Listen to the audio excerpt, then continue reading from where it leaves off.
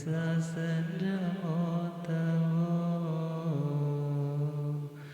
देवावत नमस्ते जस धमे सया मनो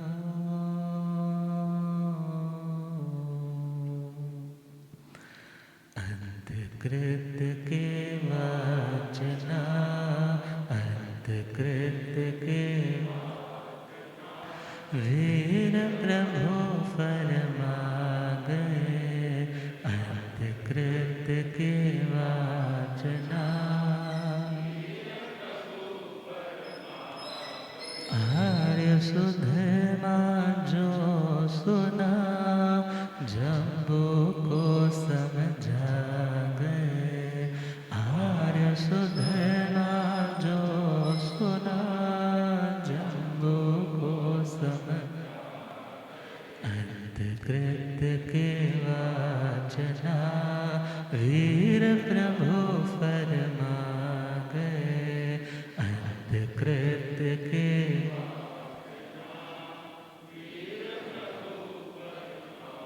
तप और सच्चे त्याग के मूरत थे वैराग के तप और सच्चे त्याग के मूरत थे वैराग भोगी से योगी हुए शरण मिली वितराग के भोगी से योगी हुए शरण मिली तप और संयम साधना तप और संयम से वो कर्म खपा गए अंतकृत के वाचना आर्य सुधमा जो सुना जम्बू को समझा गए आर्य सुधमा जो सुना जम्बू को समझा अंतकृत के वाचना वीर प्रभु फरमा गए अंतकृत के वाचना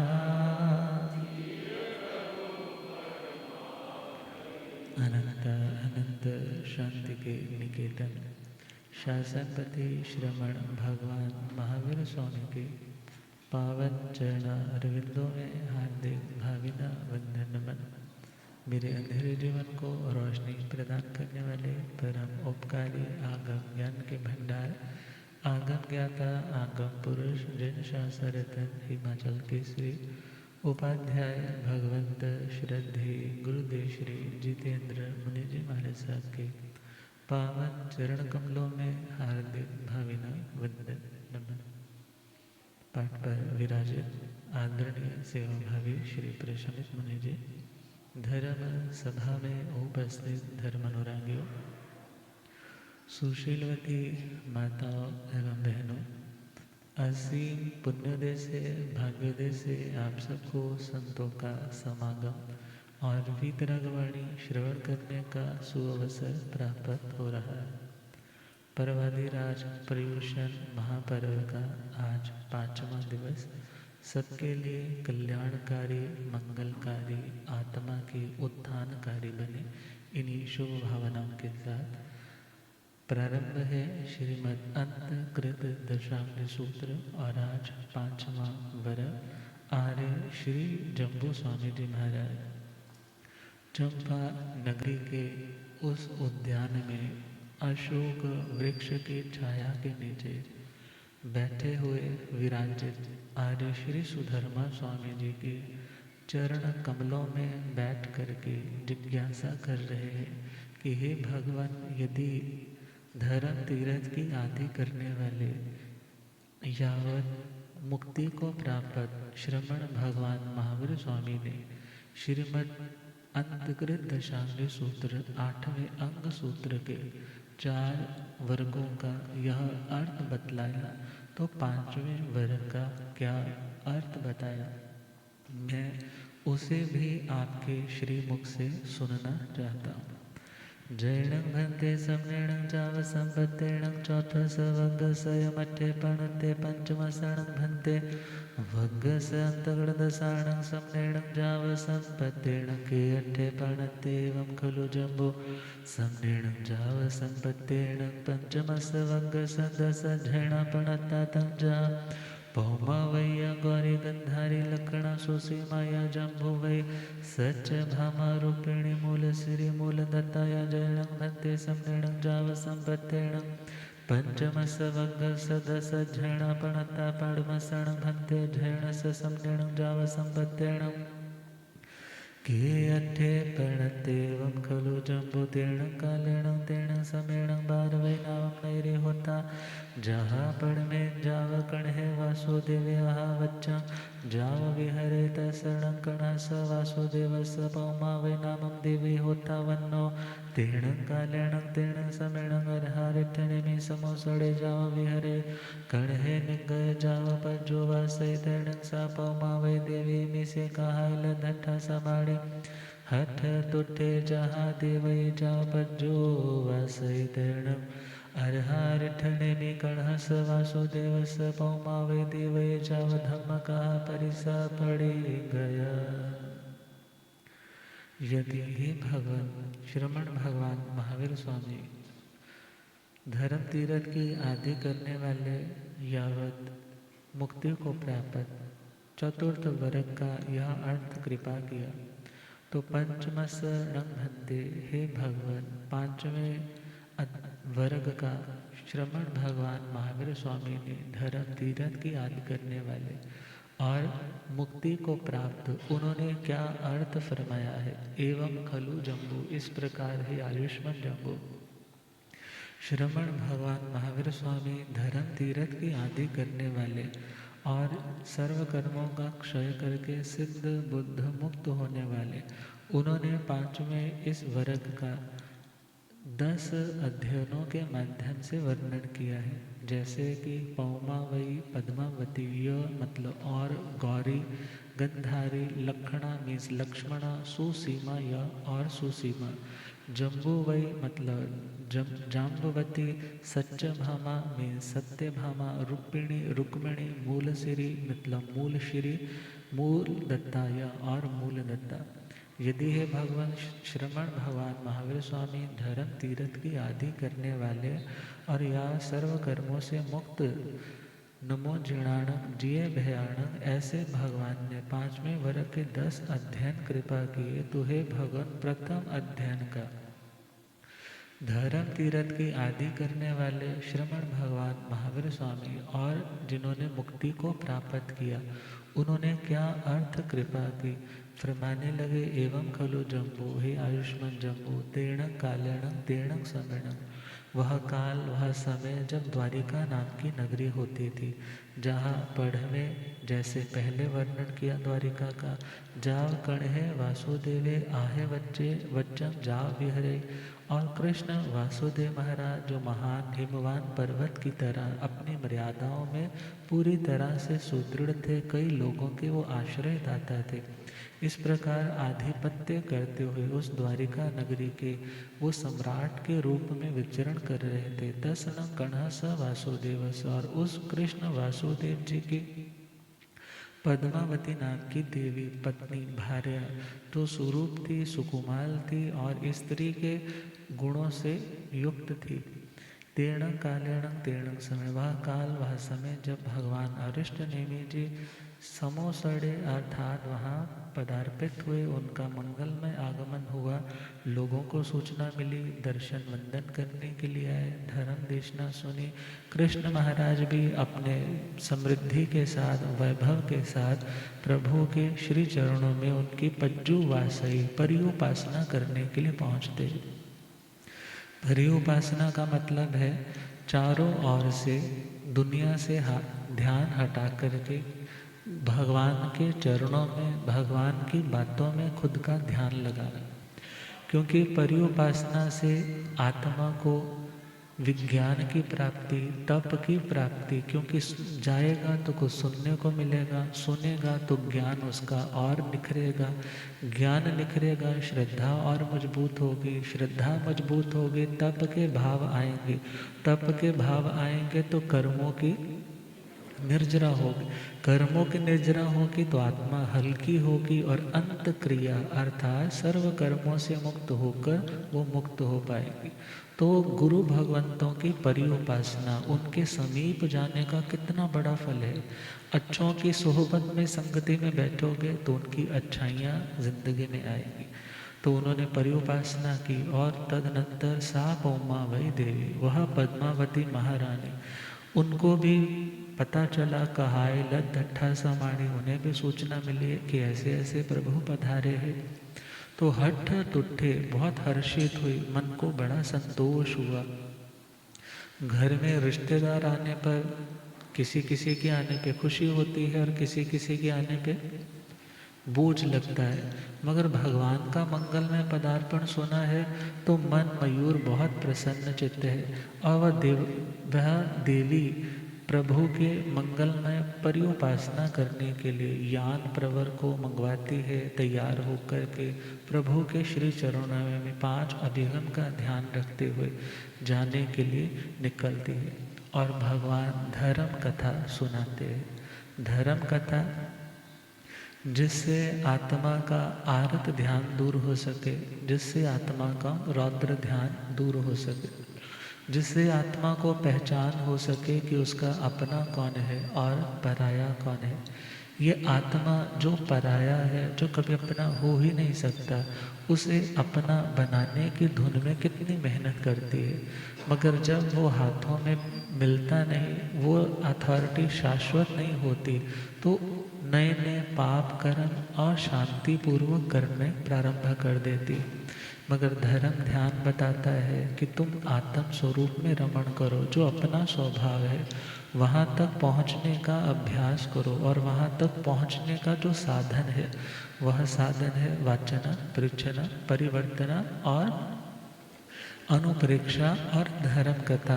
तो भगवान ने मंगल में वो धर्म कथा जिसमें व्यर्थ की कोई बात नहीं, आत्मा के कल्याण की बात है, ऐसी धर्म कथा सुनी। परिषदा आई और पड़ी गया, परिषदा लौट गई।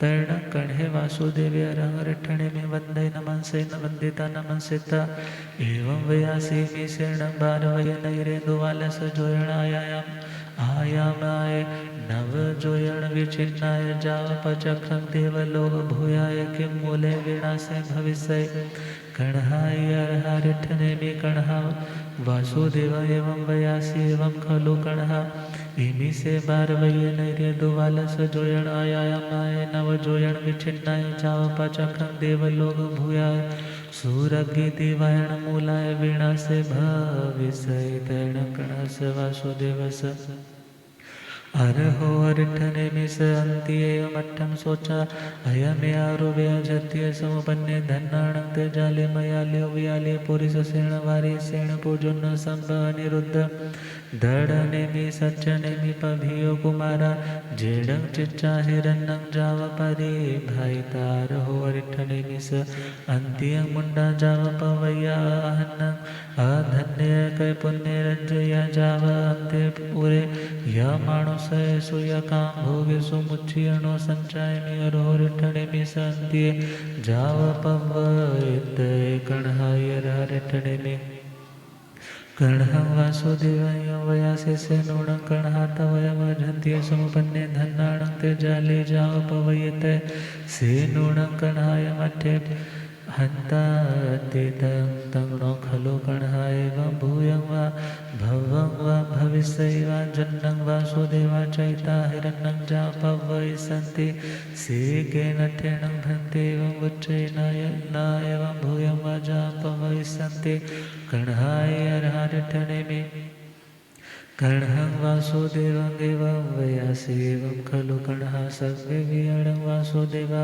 भुवभवेनियाणकडासेणाठ्येण कर्णः एवं उच्चये न एवं भूयं जावपवै सन्ति तेन श्रीकर्णे वासुदेवे अर्हं गरिष्ठनेमिङ्गेवं वयासि अहं भन्ते यो कालमासे कालं किच्वा कहिङ्गमिष्यामि कहिङ्गुवज्जिष्यामि तैणङ्गर्हारिष्ठनेमि कर्णं वासुदेवं एवं वयासि एवं खलु कर्णः तुमं भारवये नैर्य सुरगे देवायण को निधंडाय अम्मापियर्निग विपहोणे रामेण बलदेवेण सद्धिदायेण वेयालिंगभिमोहे जोरे ठिल्ल पामोकाणं पंचणं पंडवाणं पंडुराय पुत्राणं पासं पंडुमहुरं संपत्ति को संभवण कारणने नगोह वर पाय वसहे पूर्वी शिला पट्ट पियवत पच्छाय शरीरे जरा कुमारेण तिखेण कोदंड विपमुखेण ईसुणा वामय पाय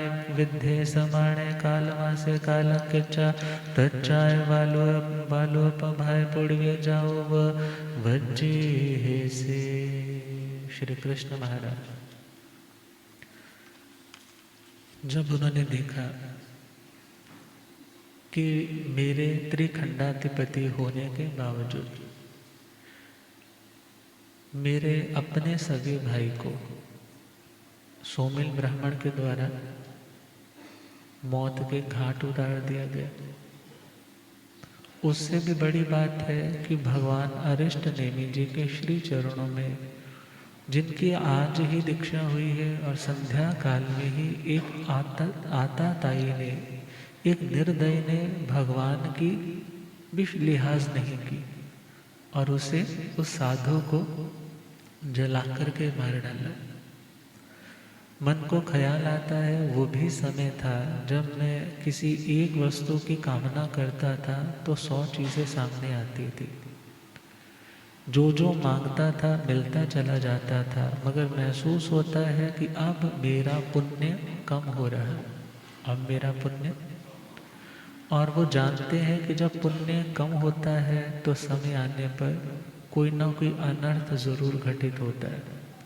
तो आज बैठे बैठे यूं ही ख्याल नहीं आया, बल्कि ये जब सिनेरियो सीन ही ऐसा क्रिएट हो चुका है तो उन्होंने भगवान श्री अरिष्ट नेमि जी के श्री चरणों में वंदना नमस्कार करके बोले, इमीसेण भंते, हे भगवान 12वें नैरिये 2 वालस जोयण आया माए, जो 12 योजन लंबी है और 9 योजन जो चौड़ी है, ऐसी जो मेरी द्वारिका नगरी है और जो यावत प्रत्यक्ष रूप से देवलोक का एक सुंदर सा टुकड़ा हो। हे भगवान, उस द्वारिका नगरी के किम मूलय विनाशय भविष्य, इस द्वारिका नगरी के विनाश का क्या मूल कारण बनेगा, आप कृपा करके मेरे को उसके बारे में बताएं। अरिष्ट नेमि कर्णः वासुदेवम एवं व्यासी। श्री कृष्ण महाराज को अरिष्ट नेमि भगवान इस प्रकार बोले कि हे कृष्ण, निश्चय से ही इमी से 12वें नगरी, निश्चय से ही द्वारिका नगरी जो 12 योजन लंबी और 9 योजन जो चौड़ी है और बिल्कुल प्रत्यक्ष रूप से जो देवलोक के समान सुंदर है, रमणीय है, भव्य है, प्रसादी है, मगर इस नगरी का विनाश आएगा और उसके 3 कारण बनेंगे। कितने कारण? सुरग्गी दिवायण मूलय विनाशे भविष्य, इस नगरी के विनाश के मूल कारण क्या बनेंगे? पहला सुरा का मतलब शराब, दूसरा है द्विपायन ऋषि, दूसरा, और तीसरा है अग्नि। वैसे देखें, सीक्वेंस वाइज देखें तो पहला सीक्वेंस में नाम आना चाहिए सूरा और दूसरा नाम आना चाहिए द्विपायन ऋषि का, क्योंकि द्विपायन ऋषि ही उसके बाद क्रोध में निदान करके काल करके अग्नि कुमार देवता बनेंगे। तो अग्नि का प्रचंड जो वेग है वो 3रे नंबर पर, मगर एक सुंदर बोलने में आए तो सुरग्गी दिवायण मूल है, क्योंकि जिनमें अल्प थोड़े, जिसमें स्वर रहते हैं, अक्षर रहते हैं, उस पद को पहले रखा जाता है। तो पहले सूर्य, अग्नि, दिवायण को फिर लास्ट में रखा। तो कहा कि इन तीन के कारण तुम्हारी द्वारिका नगरी का विनाश होगा। श्री कृष्ण महाराज को बड़ा पश्चाताप होता है। किस बात का? श्री कृष्ण महाराज वासुदेव अरिहंत भगवान अरिष्ट नेमि जी के अंत्य समीप एयमठम सोचा। इस बात को सुन करके अयम या रूबे अझत्ये समुपन्य उनके दिल में एक ऐसा भाव पैदा हुआ क्या कि धन्ना नंग ते जाली मयाली उबियाली पूरी सेण वारी सेण पुजुन्न संभ अनिरुद्ध दृढ़ नेमी सच्च नेमी भैयो कुमारा। धन्य है, उन्होंने अपना जीवन सफल कर लिया। जाली, मयाली, उबियाली, पूरी सेण, वारी सेण, प्रद्युमन, शंभ, अनिरुद्ध, दृढ़ नेमी, सत्य नेमी, प्रभृति, मतलब ऐसे जो अनेकों हमारे परिवार के कुल दीपक थे, उन्होंने जिन शासन को भी दीपाया और उन्होंने अपनी आत्मा को भी ज्वलित किया, कर्मों की अग्नि को दूर किया। मगर जेणं चिच्चा हिरण्यं जाव परिभायता। मैं तो अभी भी दुनिया में ही हूँ, मगर उन्होंने चिच्चा, चिच्चा का मतलब है त्याग करके, हिरण्यं का मतलब सोना, चांदी इत्यादि जो भी दुनिया का वैभव था, उन्होंने उस सारे के सारे धन को नश्वर अशाश्वत जान करके कि मृत्यु के बाद ये धन हमारे साथ चलने वाला नहीं है, ऐसा सोच करके परिभायिता उसके अच्छे से विभाग कर दिए। जिस जिसको देना था उन्होंने उनको दिया। और अरिहंत भगवान अरिष्ट नेमि जी के अंतियं मुंडा जाव पवैया, उनके श्री चरणों में मुंडित हो गए, प्रव्रजित हो गए। मगर अहं अधन्य, मगर मेरा जीवन तो कैसा है? बिल्कुल यूं ही भोगों में, ऐश परस्ती में ही निकल रहा है। मैं अकृत पुण्य हूँ, मैंने ऐसा कोई शुभ कर्म नहीं किया। क्यों? क्योंकि मैं रज्जेय जाव अंत्य उरेय, मैं अपने राज्य में और अंतःपुर में रानियों के रनिवास में ही मनुष्यों के योग्य जो काम भोग है, इंद्रियों के विषय है, उन्हीं में मैं मूर्छित रहा, उन्हीं में गृद्ध रहा। और नो संचायमी, मैं खुद को कैपेबल महसूस नहीं कर रहा, मैं खुद को कैपेबल महसूस नहीं कर रहा, मैं खुद को शक्तिशाली महसूस नहीं कर रहा। अरहो अरिठ नेमि स अंतिये जाव पवयते, कि मैं भगवान अरिहंत श्री अरिष्ट नेमि जी के चरणों में दीक्षित हो जाऊं, मुंडित हो जाऊं, प्रव्रजित हो जाऊं। मेरी तो हिम्मत ही नहीं पड़ गई। बहुत से लोग कह देते हैं, अरे तूने 28 कर ली, मेरी तो एक आसना करने की भी हिम्मत नहीं हो रही। तो जिनका वो चारित्र मोहनीय कर्म का क्षोभम होता है, उन्हीं को तो दीक्षा नसीब होती है ना। तो जिनका दर्शन मोहनीय का क्षोभम होता है, उनको सम्यक्त्व का लाभ हो जाता है। सम्यक दृष्टि तो है श्री कृष्ण महाराज, मगर चारित्र मोहनीय कर्म का क्षोभम नहीं है। क्योंकि तेले इत्यादि तो उन्होंने किए हैं, मगर आत्मा के कल्याण को लक्ष्य में रख करके वो कोई पच्चखान नहीं कर पाते थे। भगवान कह रहे हैं कि हे श्री कृष्ण महाराज, कण्हा अरहा अरिठनेमि कण्हा वासुदेवम एवं व्यासी, उनको कहने लगे, हे वासुदेव, नूनम कण्हा, निश्चय से ही हे कृष्ण, तब अयम अजत्ये समुपन्ने, तुम्हारे दिल में ये पैदा हुआ ना भाव। बोला नहीं है उन्होंने अपने मुख से, मगर भगवान ने क्या कहा, आपके दिल में ऐसा भाव पैदा हुआ कि जाली मयाली उबयाली इत्यादि को तो धन्य है, साधुवाद है, जिन्होंने अपनी जिंदगी को भोगों की दलदल से निकाल करके मोक्ष की साधना के लिए अपनी जिंदगी को लगाया। मगर मैं अभी तक इस दलदल में फंसे हुए उस हाथी की तरह हूँ, जिसे किनारा तो दिख रहा है, मगर चाह कर के भी किनारे पर नहीं आ पा रहा। तो भगवान कहने लगे, हे श्री कृष्ण महाराज, क्या ऐसा है? वो कहने लगे, हंता अति, हाँ भगवान, बिल्कुल ऐसा ही भाव मेरे हृदय में आया। तोड़ा खलु कणहा, तो कहने लगे, हे कृष्ण, निश्चय से ही एवं भूयम वा भव्वम वा भविष्य, नो पहले आ गया है, तंग नो का मतलब ऐसा नहीं होता। क्या नहीं होता? कि कृष्ण महाराज कोई वासुदेव, भूयं का मतलब भूतकाल में, भव्वं का मतलब जो चल रहा है, और भविष्य का मतलब भविष्य काल में जन्नम वासुदेवा, जो वासुदेव है चैता हरिन्नम, कि वो अपने सोना चांदी प्रॉपर्टी को छोड़ करके, भोगों को लात मार करके पव इस संति, मोक्ष लक्ष्मी को पाने के लिए प्रव्रजित हो जाए। ऐसा ना आज तक हुआ, ना होता है और ना आगे होगा। से के न टृण भंते, भगवान ऐसा क्यों? एवं उच्चई, यदि आप ऐसा कह रहे हैं कि कोई भी वासुदेव ना भूतकाल में, ना वर्तमान में, ना भविष्य में साधु बन सकता है, तो भगवान कहने लगे कणहाई, हे कृष्ण, अर्हा अरठने में कणम वासुदेवम एवं वयासी, इस प्रकार बोले कि हे कृष्ण महाराज, सभ्य वीयणं वासुदेवा, सभी के सभी वासुदेव, पूर्व भवे नियाण कड़ा, पूरा भवों में इन्होंने तपस्या बहुत की होती है, साधना बहुत की होती है, मगर इन्होंने अपनी ज़िंदगी में अपने तप के बदले कोई डिमांड रखी होती है, जिसका नाम है निदान।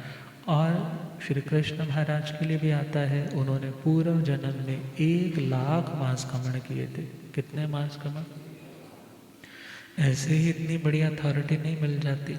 तो उन्होंने यदि आज ऐसा पाया है, भगवान कह रहे हैं जितने भी वासुदेव होते हैं वो पूर्व के तपस्वी होते हैं, मगर उन्होंने अपनी तपस्या के बदले दुनिया का वैभव मांगा होता है। से एण अठेण, इसलिए इस कारण से हे कृष्ण, मैं ऐसा कहता हूँ कि किसी भी वासुदेव को ये दीक्षा नसीब नहीं होती। जैसे ये सुना तो पूछने लगे कि भगवान मेरा भविष्य फिर क्या होगा? यदि मेरी ज़िंदगी में दीक्षा नहीं आएगी, चारित्र नहीं आएगा, तो मेरा भविष्य कैसा होगा? तो अपने भविष्य को जानने के लिए श्री अरिष्ट नेमि भगवान के श्री चरणों में पुनः निवेदन करते हैं कि अहम न भंते हे भगवान, मैं इो कालमा से कालम कृचा, मैं इस अवस्था से, पर्याय से, कृष्ण के इस देह से जब निकलूँगा तो कहीं गमिष्यामि, कहाँ जाऊँगा? कहीं उपज्जिष्यामि, कहाँ पर उत्पन्न होऊंगा, पैदा होऊंगा। उनकी बात को सुन करके अरिष्ट नेमि भगवान जो अरिहंत पद विभूषित है, कणहं वासुदेवम एवं वयासी, कृष्ण महाराज जो वासुदेव है उनको बोले, एवं खलु कणहा, हे कृष्ण ऐसा घटित होगा, तुम बारवैये नैरे, कि तुम द्वारिका नगरी के सुरंगी दिवायण को निधड्डाए, सुरा अग्नि और द्विपायन ऋषि के कोप के कारण निडढाए, अर्थात उसके ये तुम्हारी नगरी नष्ट हो जाएगी। और अम्मा पिय नियग विप होने, तुम अपनी माँ, पिता और अपने सगे संबंधियों से रहित हो जाओगे। और रामेण बलदेवेण सद्धि, और जो बलदेव है, बलराम है, उसके साथ, सद्धि का मतलब साथ, दाहिण व्याली, दक्षिण दिशा में जो वेताल मतलब समुद्र है, समुद्र के अभिमुखे उसकी ओर मुख करके जब तुम बढ़ रहे होंगे, जो ही ठिल्ल पामुखाण, जिनमें युधिष्ठिर प्रमुख है। जो ही ठिल्ल का मतलब युधिष्ठिर, युद्धि स्थिर इति युधिष्ठिर, जो युद्ध भूमि में स्थिर रहता है, अपनी मर्यादाओं से कभी हटता नहीं और कभी रणभूमि से कायरों की तरह पीठ दिखाकर भागे नहीं, उसे युधिष्ठिर बोलते। तो युधिष्ठिर जिनमें प्रमुख है, ऐसे पंचण पंडवाण, ऐसे 5 पांडवों की, पंडु राय पुत्राण, जो पांडु राजा के पुत्र है, पासंग उनके पास, पंडु महुरंग, पांडु मथुरा संपत्ति है, जाओगे और जा रहे हो, और रास्ते में कौसंभ वन कानने, कौशाम्र वन नाम का एक कानन मतलब एक जंगल उद्यान, ऐसा जंगल आएगा। और नग्गोह वर पायवस, निग्रोध वट वृक्ष, बोहड़ का जो पेड़ है, जो वर का मतलब श्रेष्ठ, बहुत बड़ा होगा। और उस पायवस, उस पादप, उस वृक्ष के अहे पूर्वी शिला पट्टे, उसके अहे का मतलब नीचे, अधा मतलब नीचे, जो पृथ्वी का एक विशाल शिला का पट्टक मतलब पत्थर की ही मानो शिला एक पाट का काम कर रही है, उसके ऊपर पीत, पिए का मतलब पीले रंग का, वत्थ का मतलब वस्त्र, और पच्छाइय शरीर है, उस पीले रंग के वस्त्र से आपने अपना शरीर ढका होगा। और जरा कुमारेण, जरा कुमार जो भाई ही लगते हैं, तिखेण उनके तीखे, को दंड विमुखेण, को दंड का मतलब है धनुष, और उस धनुष के द्वारा विपमुखेण मतलब मुक्त छोड़ा हुआ, ईसुणा मतलब बाण के द्वारा, वामे पाए विद्धे आपका बायां पैर, विद्धे का मतलब बिंध जाएगा, और बिंधने पर समाणे कालमा से कालम किच्चा, वहाँ पर जब बींद जाओगे तो वहाँ से काल करके आप तच्चाए बालुओं पर भाई। तीसरी बालू का प्रभा पृथ्वी में जाव ओ वज्जी हिसी, वहाँ पर आप पैदा हो। जैसे ही सुना तैरण कर्ण है, वासुदेव अर्हो रिठने मिसंति अमठं सोचा निसम ओहया जाव जियाय, कर्णहायर हरिठने में कर्णहं वासुदेवं एवं वयासे माणं तुमं देवाणो पिया ओहय जाव जियाहि, एवं खलु तुमं देवाणो प्रिया तच्चाओ पड़व्यो उज्जिलियो आनंदरं वट्टिता इहेव जम्बो दिव्य दिव्य भर है वासे आगा आगमिसाय सपणिय पुण्य सुजन वैसो सय तुवार नरे बार समय ममे नाम मरहा भविष्य से तत्र तुम बहु वासाई केवल पर्याय पावनता सिद्धि से। श्री कृष्ण महाराज ने पूछा कि हे भगवान, और आगे मेरी जिंदगी में मेरी अगली जर्नी क्या है, क्या मेरा भी आपकी तरह कल्याण होगा, मैं भी क्या सिद्ध बुद्ध मुक्त होऊंगा? तो फरमाया श्री कृष्ण महाराज को अरिहंत अरिष्ट नेमी जी ने कि हे कृष्ण वासुदेव, आप चिंता मत करें, माणम तुमम देवाणु पिया ओहय जाव जियाई, आप किसी भी प्रकार का आरत ध्यान नहीं कीजिए, जरा भी चिंतित नहीं होइए, क्योंकि एवं खलो तुमम देवाणु प्रिय, क्योंकि हे देवाणु प्रिय तच्चाओ पुड़वियो उज्जिलाओ, उस उज्जवल तीसरी पृथ्वी से निकल करके अनंतरंग बिल्कुल उसके बाद ओ वो वट्टिता, वहाँ से जब उद्वर्तन होगा, एक च्यवन वर्ड होता है और एक उद्वर्तन होता है। च्यवन का मतलब है ऊपर से नीचे आना, पंजाबी में बोले तो कोठे से पानी चोता है, तो च्यवन का मतलब चोना, नीचे आना, और उद्वर्तन का मतलब है नीचे से, तो उद्वर्तन होगा। इहेव जम्बू दीवे दीवे, और इसी जम्बू द्वीप के भारहे वासे भरतवर्ष भरत क्षेत्र में आगमिसाय आगामी ओ सपणीय उत्सर्पणी काल में पुंडेसु जन वयसु पुंड्र जनपद में शत दुवार जिसके 100 दरवाजे ऐसी नगरी में 12 समय अममे नामम अरहा भविष्य, 12 में अमम नाम के आप तीर्थंकर अरिहंत मुझ जैसे बनोगे। तत् तुमम बहुएं वासाएं केवली पर्यायं पावनता सिद्धि हिसी, बहुत वर्षों तक तुम केवली पर्याय का उपभोग करके सिद्ध हो जाओगे, बुद्ध हो जाओगे और मुक्त हो जाओगे। अब इस इतने से कंटेंट में हिस्ट्री इतनी सारी है जिसमें बड़ा टाइम लगेगा। 3 शब्द बोले हैं, सूर, अग्नि और द्विपायन। सूरा का मतलब शरा, अग्नि का मतलब आग, और द्विपायन ऋषि मतलब दोपायन ऋषि। भगवान ने ये सारी स्टोरी उनके पूछने पर भविष्य सारा बताया। कथाकार कहते हैं जैसे ही उनको ये सारी की सारी बात पता चली तो उन्होंने अपनी द्वारिका नगरी में घोषणा करवा दी, यदि किसी के घर में शराब मिल गई तो उस व्यक्ति को कठोर से कठोर दंड दिया जाएगा। और द्वारिका नगरी से किसी मोहब्बत नहीं थी, किसी को द्वारिका नगरी पसंद नहीं थी, देवलोक के समान थी। कौन चाहेगा कि ये जल्दी से जल्दी राख का ढेर बन जाए? सब लोग सैक्रिफाइस करने के लिए तैयार है, अपने स्वाद को छोड़ने के लिए तैयार है। तो श्री कृष्ण महाराज ने घर घर सैनिकों को भेजा, बर्तन भेजे। यदि किसी के पास स्टोर कर रखी है वो क्या कर दे, बर्तनों में उड़ेल करके हमें जमा करवा दे।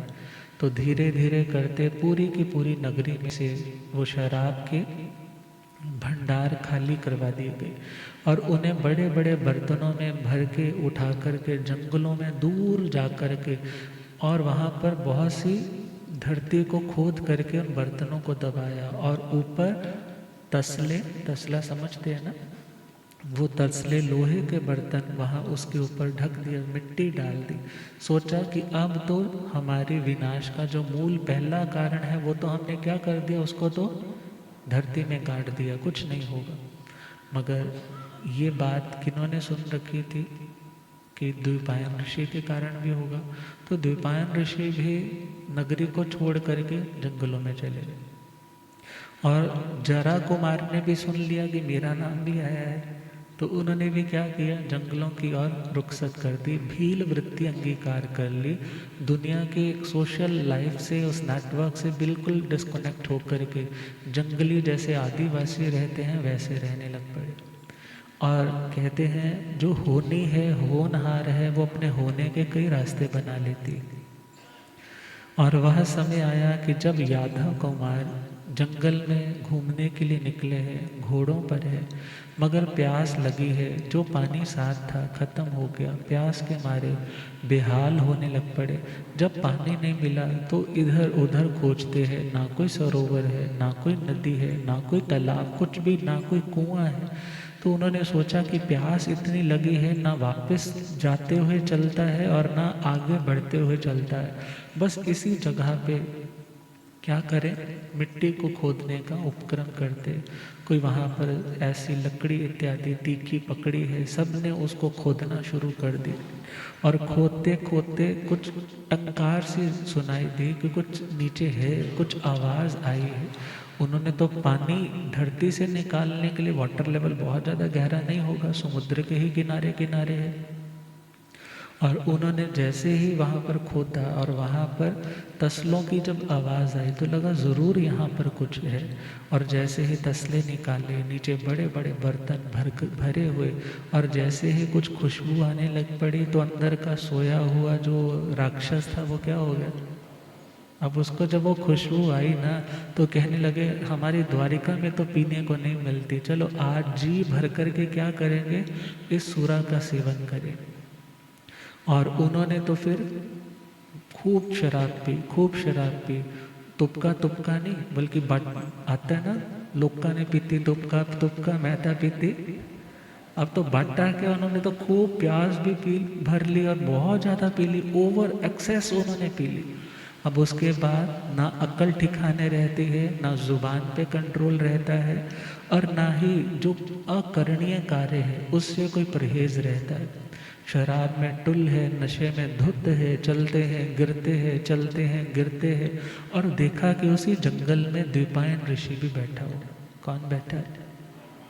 अरे यही हमारी द्वारिका नगरी के विनाश का कारण बनेगा ना। तो वहाँ से तसला उठाया था, उस तसले को एक के पेट पे बांध दिया। क्या कर दिया?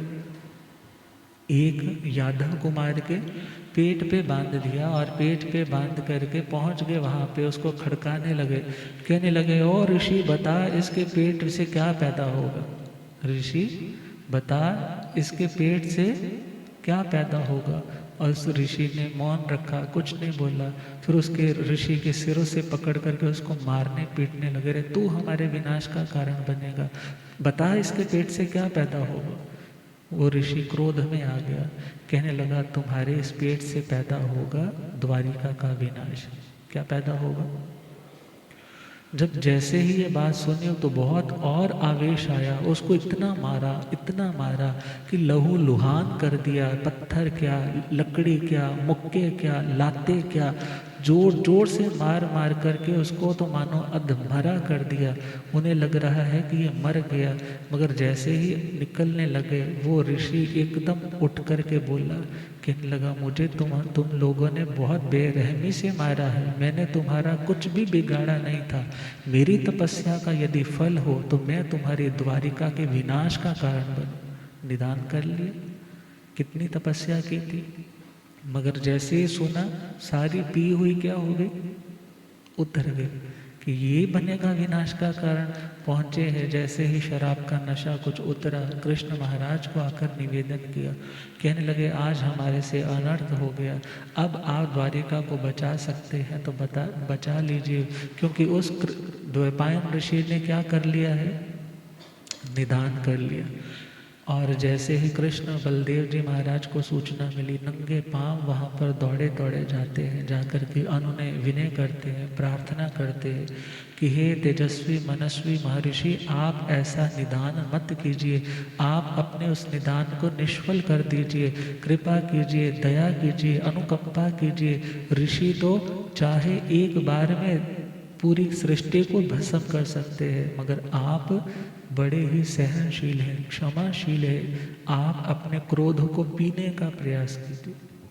मगर उन्होंने कहा मैंने जो करना था सो कर दिया, अब तो बोलते हैं ना, अब तो तीर कमान से निकल गए।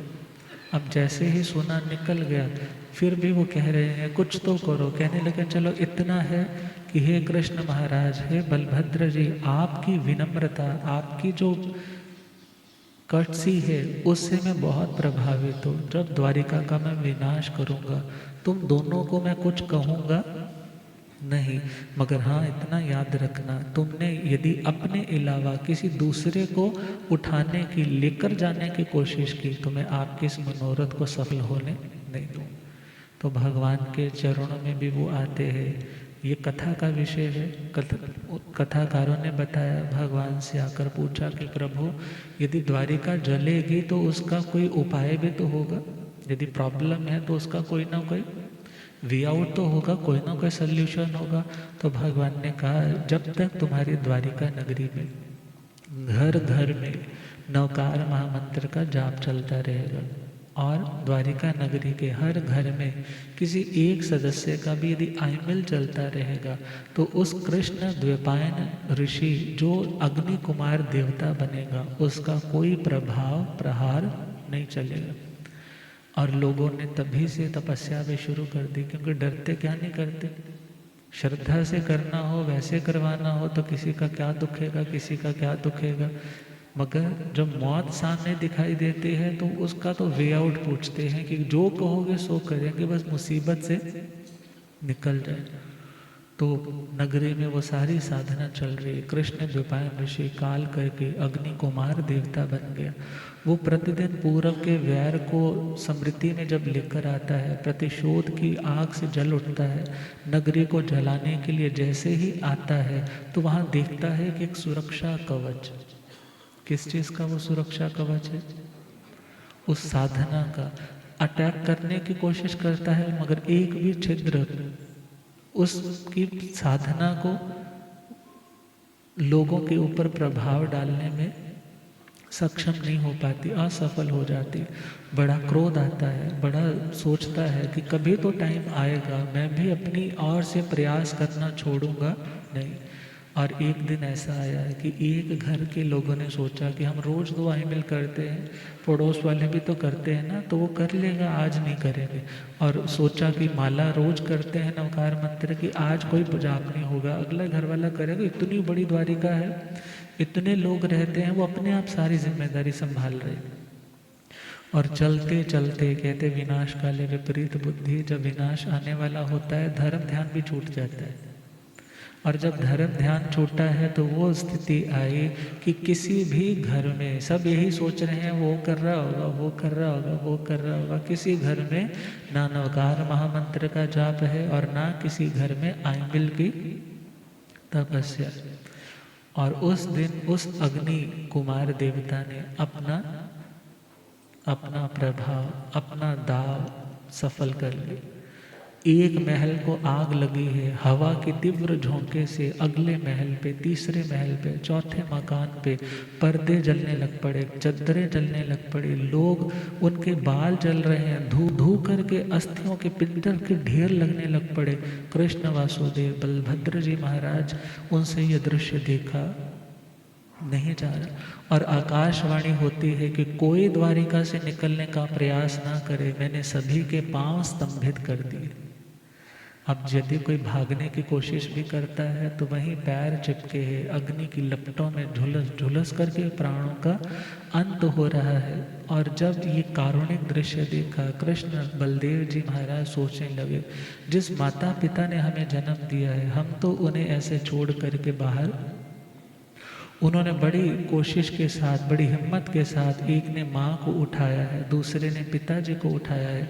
रथशाला की ओर आए हैं तो वहाँ पर घोड़े भी जल करके क्या हो चुके हैं। उनमें से एक उन्हीं को रथ एक बिल्कुल कुछ ठीक ठाक मिला, मगर देखे तो कैसे लिख करके जाए। एक साइड पे कृष्ण महाराज लगे हैं, दूसरी साइड पे बलभद्र जी महाराज, माता पिता को रथ पे डाला है। और जैसे ही लेकर जा रहे हैं, अग्नि कुमार ने जैसे ही मुख्य दरवाज़ा आया और उस मुख्य दरवाजे को भी जला दिया। और जैसे ही जलाया है और धड़ाम से वो रथ के ऊपर अग्नि से जल रहा वो दरवाज़ा गिरता। जैसे ही गिरा वो दोनों माता पिता कहने लगे, हे कृष्ण जी, हे बलभद्र जी, आप हमारी चिंता मत करो। हमने प्रभु के चरण शरण को स्वीकार कर लिया, चारों आहारों का त्याग कर लिया है। तुम हमारे प्रति किसी भी तरह से मोह आसक्ति का भाव मत रखो। और जैसे ही पूरी नगरी को देख रहे हैं, मानो आज द्वारिका नगरी 12 योजन लंबी, 9 योजन चौड़ी, आज मानो साक्षात अग्नि का समुद्र बनी हो। और लोग बड़ी करुणा के साथ पुकार रहे हैं कि हे कृष्ण हमें बचाओ, हे कृष्ण हमें बचाओ। मगर आज जब पुण्य जवाब देता है तो कुछ भी चाहने से भी व्यक्ति कर लोग पुकार रहे। हरे कृष्ण कान्हा हमें बचाओ, हरे कृष्ण कान्हा हमें जले द्वारिका इसकी बुझाओ, जले द्वारिका। हरे कृष्ण कान्हा हमें बचाओ, हरे कृष्ण कान्हा हमें। जब जब विगम के घटाए थे छाए, जब जब विगम के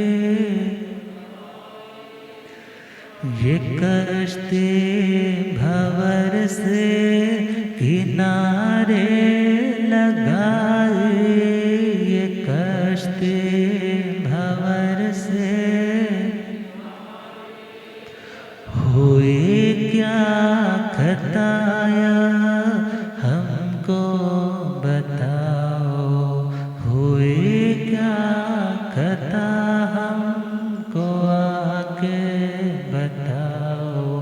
हरे कृष्ण कान्हा हमें बनी द्वारिका का एक समंदर, बने द्वारिका। पशु पक्षी नर नारी झुलसे अंदर, पशु पक्षी नर झुलसे। तुम्हें दीन बंधु ये तड़पन मिटाओ, हरे कृष्ण कान्हा हमें। जो आए मिल तपस्या ही घर घर में होती, जो आए मिल तपस्या ही। सुरा छोड़ प्रीति धर्म से जो होती, सुरा छोड़ प्रीति तो प्रभास मुश्किल क्यों आते बताओ। हरे कृष्ण कान्हा हमें बचाओ, हरे कृष्ण कान्हा हमें। जले द्वारिका इसकी बुझाओ,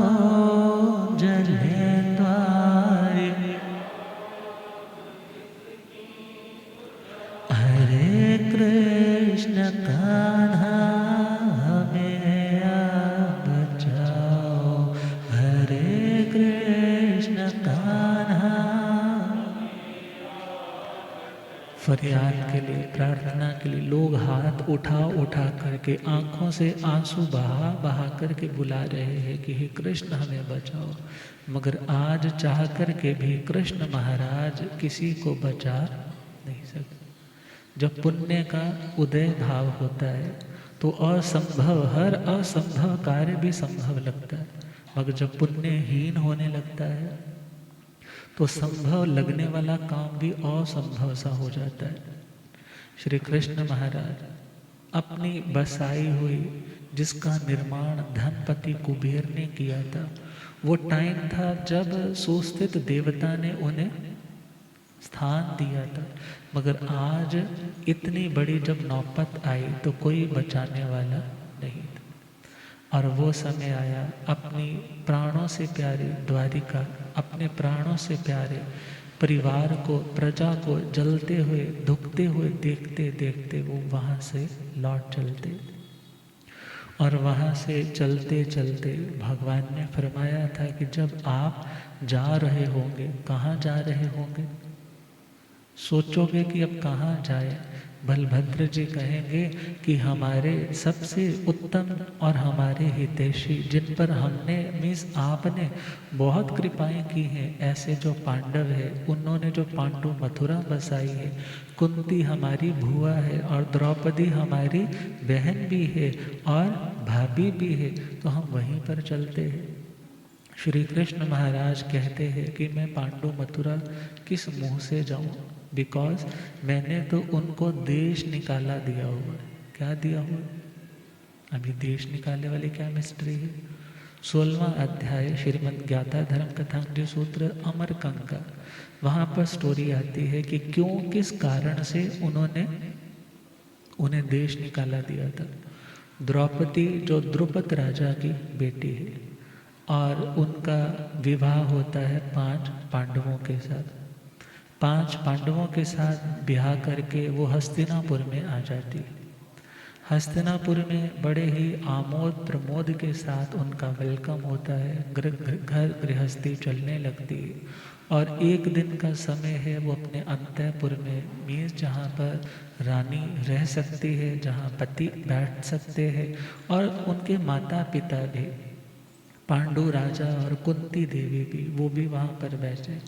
और उधर से आकाश से एकदम कच्छुल नारद उतरते हुए दिखाई दिए, जो कई विद्याओं में सिद्धहस्त है, आकाश गामिनी इत्यादि विद्याओं में पारंगत है और उनमें कई सारी अच्छाइयाँ हैं, मगर उनमें एक बुराई है, कलह प्रिय है। कैसे हैं वो? लड़ाई। उनको हर जगह पे झगड़ा देखना पसंद है। यदि कहीं शांति है ना, तो उनके जी को कुछ होने लग जाता है, ये इतने शांत क्यों बैठे, यहाँ कुछ होना चाहिए। इवन समुद्र विजय महाराज भी उनकी इस चंचलता से बहुत आहत रहते, मगर उन्हें सम्मान इसलिए देना पड़ता है कि ये हमारे घर में कुछ खराबी ना करे। और जैसे ही वहाँ पहुँचे हैं, सारे के सारे कुंती, पांडु राजा, 5 पांडव उठ कर के आए, उनका वेलकम कर रहे, उनको 3 बार आदक्षिणा प्रदक्षिणा भी की। इससे बहुत ही क्लियर हो रहा है कि पुराने टाइम में किसी को वेलकम करने का, किसी को वंदन करने का तरीका ही ऐसा रहता था कि उसके 3 राउंड लेकर के उसको वंदन किया जाता था। वंदन किया और उनको श्रेष्ठ बहुमूल्य आसन दिया, तो उन्होंने उस आसन पर निवास किया। मगर द्रौपदी जो है वो अपने आसन पर बैठी है, वो उठ करके नहीं आई। क्यों नहीं उठ कर के आई?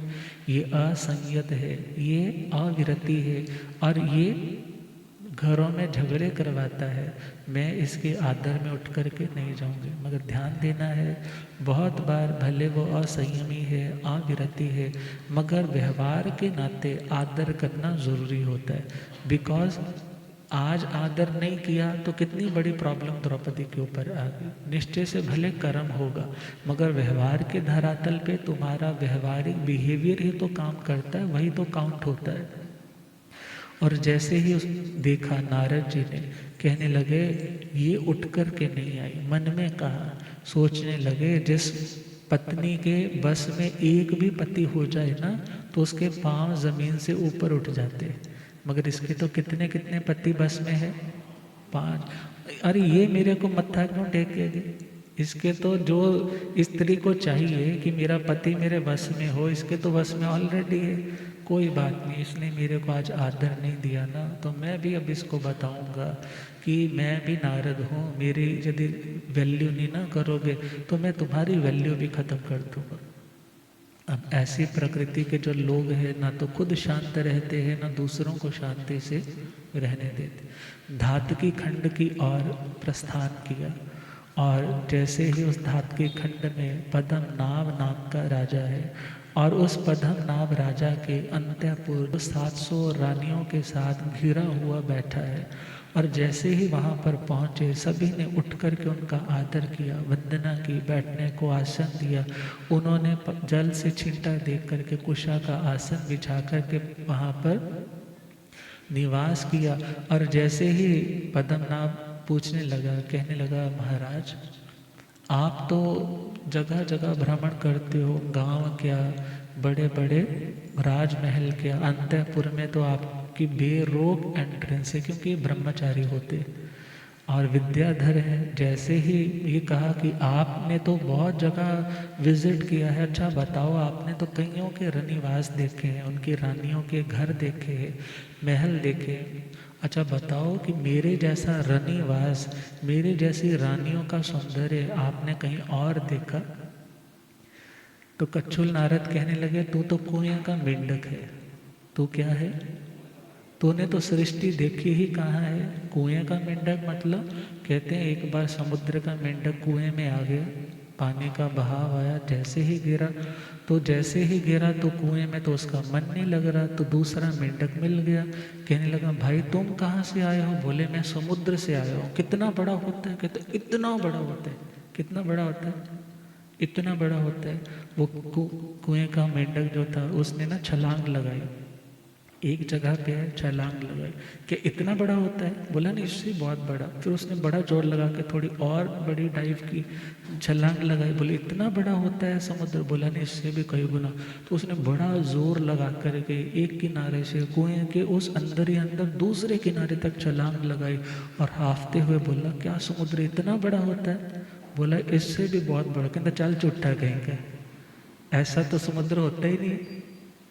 मगर वो जैसे वो समुद्र का आया हुआ मेंढक जानता है कि समुद्र को ऐसे ऐसे नापा नहीं जा सकता, वो तो बहुत असीम है। ऐसे ही कच्छुल नारद क्या कह रहे हैं, तू तो अभी 700 रानियों के ही सौंदर्य में इतना मुग्ध है, तेरे को लगता है यही सृष्टि है, बल्कि मैं तो ऐसी अनुपम सौंदर्यशालिनी किसको देख करके आया हूँ? द्रौपदी को। उस द्रौपदी के कटे हुए पैर के अंगूठे के 100वें हिस्से के बराबर भी तेरी 700 रानियां नहीं। अब इतना कहने की देर थी, आग लगा दी, काम हो गया अपना, और वहां से चल पड़े। जैसे ही चले हैं और उधर उसके तो दिल में आग लगने लग पड़ी, वासना की भयंकर ज्वालाएं उमड़ने लगी, और उसने अपने पूरा संगतिक देवता का ध्यान किया, तेला तप आराधा। वो देवता आया, उसको कहा कि मेरे को जैसे कैसे कौन चाहिए? द्रौपदी चाहिए। उसने बोला वो पतिव्रता है, वो 5 पांडवों के अलावा किसी अन्य पुरुष के प्रति कभी भी समर्पित नहीं हो पाएगी, मगर फिर भी तुम कहते हो तो मैं उसे ला कर के दे देता हूँ, आगे की जिम्मेदारी तुम्हारी। युधिष्ठिर के महलों में हस्तिनापुर छत के ऊपर द्रौपदी सो रही, और वह देवता, अब देवलीला है, देवता वहाँ पहुँचता है और आकर के उस द्रौपदी का अपहरण कर लेता है। और जब अपहरण किया है, अवश्य अपने निद्रा में उसको सुला रखा है, तो उसको तो मालूम ही नहीं पड़ रहा कि मेरे को किसी ने उठाया हुआ। और जैसे ही उठा करके 2 लाख योजन का वो लवण समुद्र पार करके कहाँ पहुँच गए? धातकी खंड में, और उसकी अशोक वाटिका में जाकर के उसको रख दिया। कुछ देर में उसकी चेतना तो वापस आनी ही थी, और उसने जाकर के बोल दिया भाई मैं द्रौपदी को तेरे अशोक वाटिका में रख जा रहा हूँ, अब तेरी जिम्मेदारी, तेरे तू जाने, तेरा काम जाने। और जैसे वो अपनी रानियों के साथ वहाँ पर पहुँचा, एकदम आंखें मसलती द्रौपदी उठती है, देखती है, अरे ये तो हमारी अशोक वाटिका नहीं है, ये तो कुछ और लग रहा है, लगता है मेरा किसी ने अपहरण कर लिया। अब जैसे ही सोचती है और उतने में वो सामने से वो पद्मनाभ आ रहा है, कह रहा है घबराओ नहीं द्रौपदी, मैंने ही तुम्हारा अपहरण करवाया है, मुझे तुम प्राणों से प्यारे लगती हो, बस तुम्हें चिंता करने की कोई ज़रूरत नहीं, अब तुम मेरी पत्नी बनकर के यहाँ विपुल भोगों का भोग भोगो, मैं तुम्हें पट रानी बना कर के रखूँगा। द्रौपदी एकदम सहमी, कहने लगी मुझे 6 महीने का वक्त दो। कितना? 6 महीने का वक्त दो, क्योंकि मैं श्री कृष्ण महाराज और पांडव मेरे पति है, और पांडवों के भाई कौन है? श्री कृष्ण। मेरे भी, जैसे वो रखड़ी का आता है ना बांधने का, मेरे भी वो भाई है, तो मेरे को 6 महीने दो, यदि वो यहाँ तक आ जाते हैं 6 महीने में, तब तो मैं उनके साथ जाऊंगी, और यदि वो नहीं आते फिर मैं तुम्हारे प्रति समर्पित होने को तैयार हूँ। मगर जैसे ही उसने बात सुनी, उसने कहा कोई बात नहीं, मैं और इंतज़ार कर लूँगा। तो 6 महीने उस द्रौपदी ने आइमिल तपस्या प्रारंभ कर दी। कौन सी तपस्या? ये पाठ गाथा धर्म कथांजलि सूत्र में आता है, 6 महीने आइमिल की तपस्या शुरू की। इट मीन्स बड़े से बड़े विघ्न काटने में समर्थ है आइमिल तपस्या।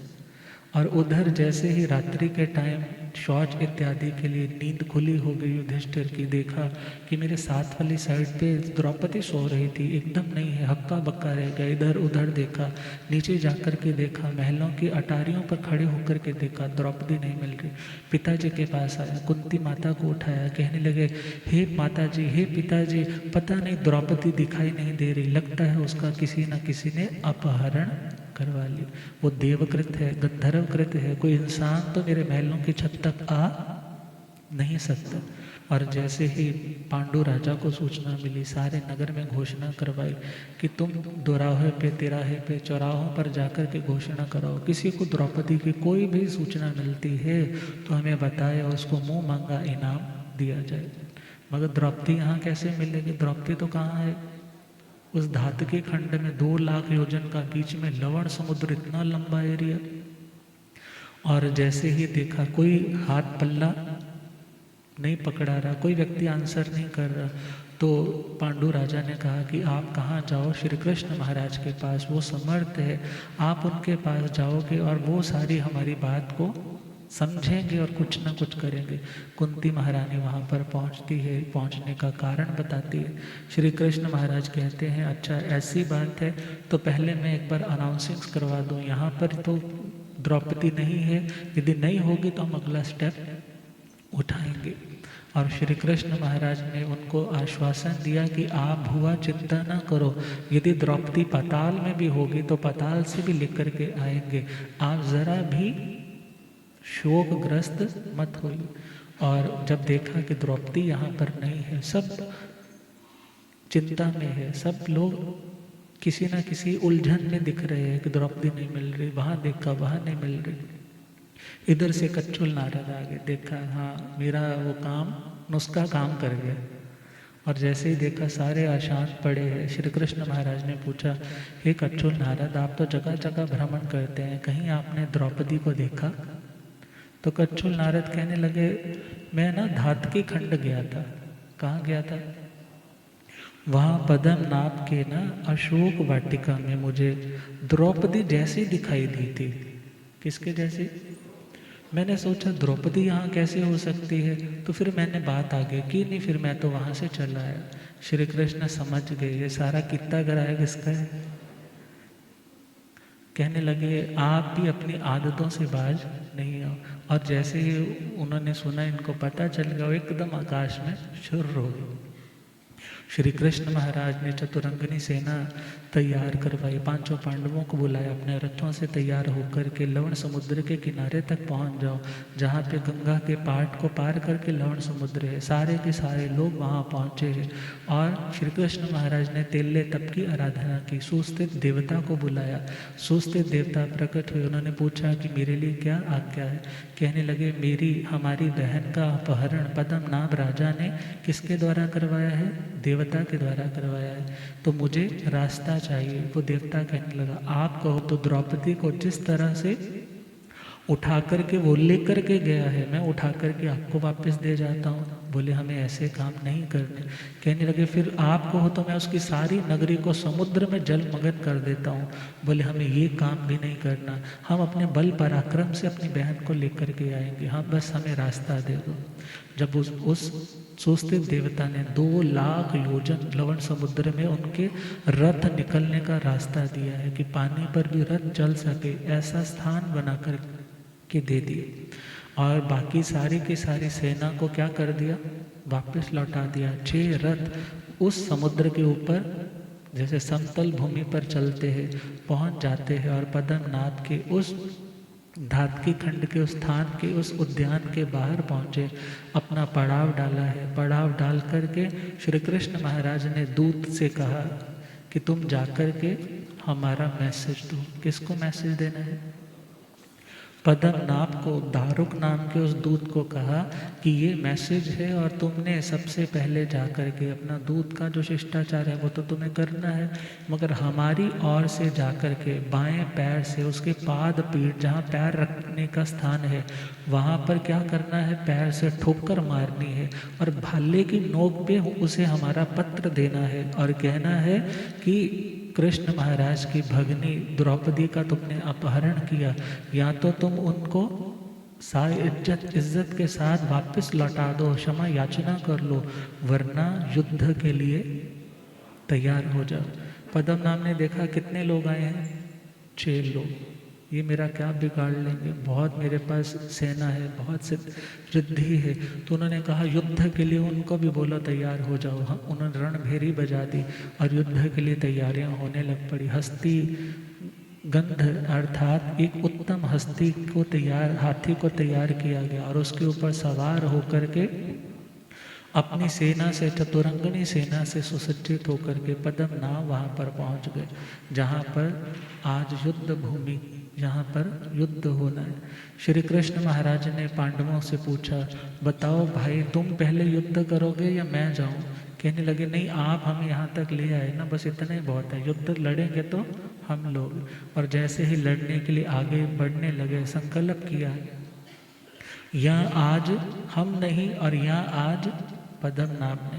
और जैसे ही आगे बढ़े हैं युद्ध करने के लिए और वहाँ से मुंह की खा करके अर्थात वहाँ से हार करके वापस लौट आए। श्री कृष्ण महाराज ने कहा आपने संकल्प ही गलत किया था, आपने संकल्प ही गलत किया था। श्री कृष्ण महाराज ने कहा संकल्प ये होना चाहिए था आज हम हैं, पद्मनाभ नहीं। कोई ऑप्शन ही मत छोड़ो। आज के मोटिवेशनल स्पीकर भी क्या बोलते हैं? Positive visualization, positive affirmations, negative कोई थॉट मत आने दो। अब ये सारी की सारी चीज़ें तो कब से चली आ रही हैं? ये ज्ञाता धर्म सूत्र के मूल पाठ में आता है कि उन्होंने क्या संकल्प किया कि मैं हूँ, पद्मनाभ नहीं। और जैसे ही वो आगे बढ़े हैं, सबसे पहले श्री कृष्ण महाराज ने अपना पंचजन्य शंख है उसको फूंका, उसमें हवा फूंकी और जैसे ही उसकी ध्वनि फैली है 1/3 मतलब सेना के 3 टुकड़ियां कर दो, 1/3 सेना का डर के मारे उस ध्वनि की गुंजार से ही भाग गए। और जब उन्होंने अपना धनुष निकाला है, धनुष की प्रत्यंचा चढ़ाई है और धनुष की टंकार की है, अभी तीर नहीं छोड़ा है, टंकार की है, 1/3 सेना फिर भाग गई। और बाकी सेना तो बस इस डर के कारण भागी, पता नहीं किस मौत से मारेगा। अकेला कौन रह गया? पद्मनाभ। और वो भी भीगी बिल्ली बन करके महलों में दौड़ गया और जाकर के सारे दरवाजे चारों ओर से उस किले के बंद करवा दिए। उस टाइम श्री कृष्ण महाराज ने नृसिंह रूप धारण किया। कौन सा रूप? क्योंकि वक्री लब्धि भी है, शेर जैसा उन्होंने वो शरीर धारण कर लिया, जिसमें वो बहुत ऊंची वक्री लब्धि से उन्होंने शरीर की ऊंचाई बनाई है और धरती पे थाप लगा रहे हैं। और जैसे जैसे थाप लगा रहे हैं, किले की दीवारें, ईंटें जैसे खंडहर मीनारें गिरती है, ऐसे ठा ठा ठा ठा नीचे गिरने लग पड़ी। और एकदम से धरती में वो मकान धंसने लग पड़े। जब देखा कि अब तो विनाश के अलावा और कुछ नहीं, सहमा सहमा द्रौपदी के पास आया कि द्रौपदी तुम ही बताओ कि अब कैसे बचा जा सकता है। कहने लगे कि जो उत्तम पुरुष होते हैं वो अपनी शरण में आए हुए लोगों के ऊपर वात्सल्य भाव रखने वाले होते हैं। तुम औरत की गीली साड़ी पहनो, कौन सी साड़ी? गीली साड़ी पहनो, रत्नों का थाल साथ में उठाओ, अपने 700 रानियों का अंतःपुर साथ लो और मुझे आगे करो और उनके चरणों में जाकर के झुक जाओ। वो भले कितने भी क्रोध के आवेश में है मगर वो तुम्हें माफ़ कर दे। और जाकर के सेम डिट्टो उसने वैसा किया, चरणों में गिर गया और माफ़ कर दिया। द्रौपदी को लिया है और अपने उन रथों पर सवार होकर के लवण समुद्र को पार करने के लिए निकले। ये घटना जब घटित हो रही थी, ये इंसिडेंट, ये सीन जब चल रहा था, उसी टाइम वहाँ के जो तीर्थंकर परमात्मा है, वहाँ के तीर्थंकर परमात्मा श्री मुनि सुब्रत स्वामी जी, कौन से? हमारे वाले नहीं, ये धात के कंड वाले। और उनके श्री चरणों में बैठे हैं कपिल वासुदेव। कौन? कपिल वासुदेव। अब वो बैठे हुए हैं, उन्होंने जब पंचजन्य उस शंख की साउंड सुनी, ध्वनि सुनी, तो उनके मन में ख्याल आया क्या एक क्षेत्र में दूसरा वासुदेव पैदा हो गया? तो भगवान ने उनकी भाव भंगिमा को रीड कर लिया। कहने लगे क्या आपके मन में ऐसा आ रहा है? तो ऐसा नहीं है, बल्कि यह तो भरत क्षेत्र से आए हुए श्री कृष्ण वासुदेव महाराज।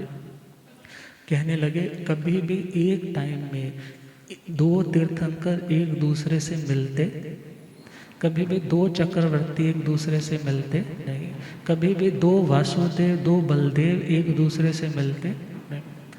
गुरुदेव पधारने वाले हैं, बड़ी श्रद्धा से गुनगुनाते हैं। हो राम मेरा सतगुरु बन के आया मैनो,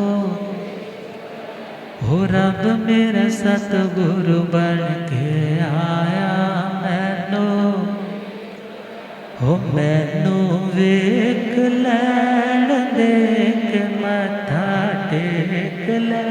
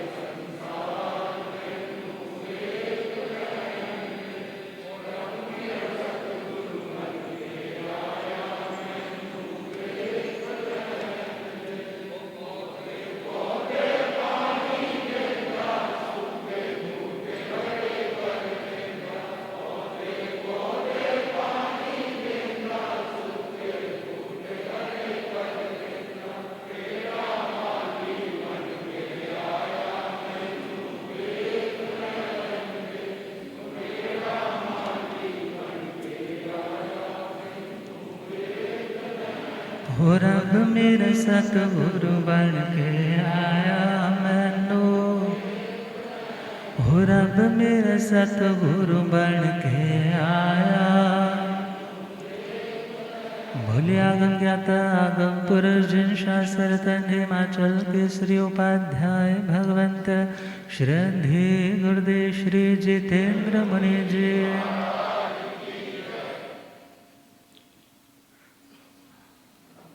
तो प्रश्न कौन पूछ रहे थे? कपिल वासुदेव जी। तो भगवान ने क्या कहा कि एक टाइम में एक एरिया में 2 तीर्थंकर, 2 चक्रवर्ती, 2 बलदेव और 2 वासुदेव नहीं होते।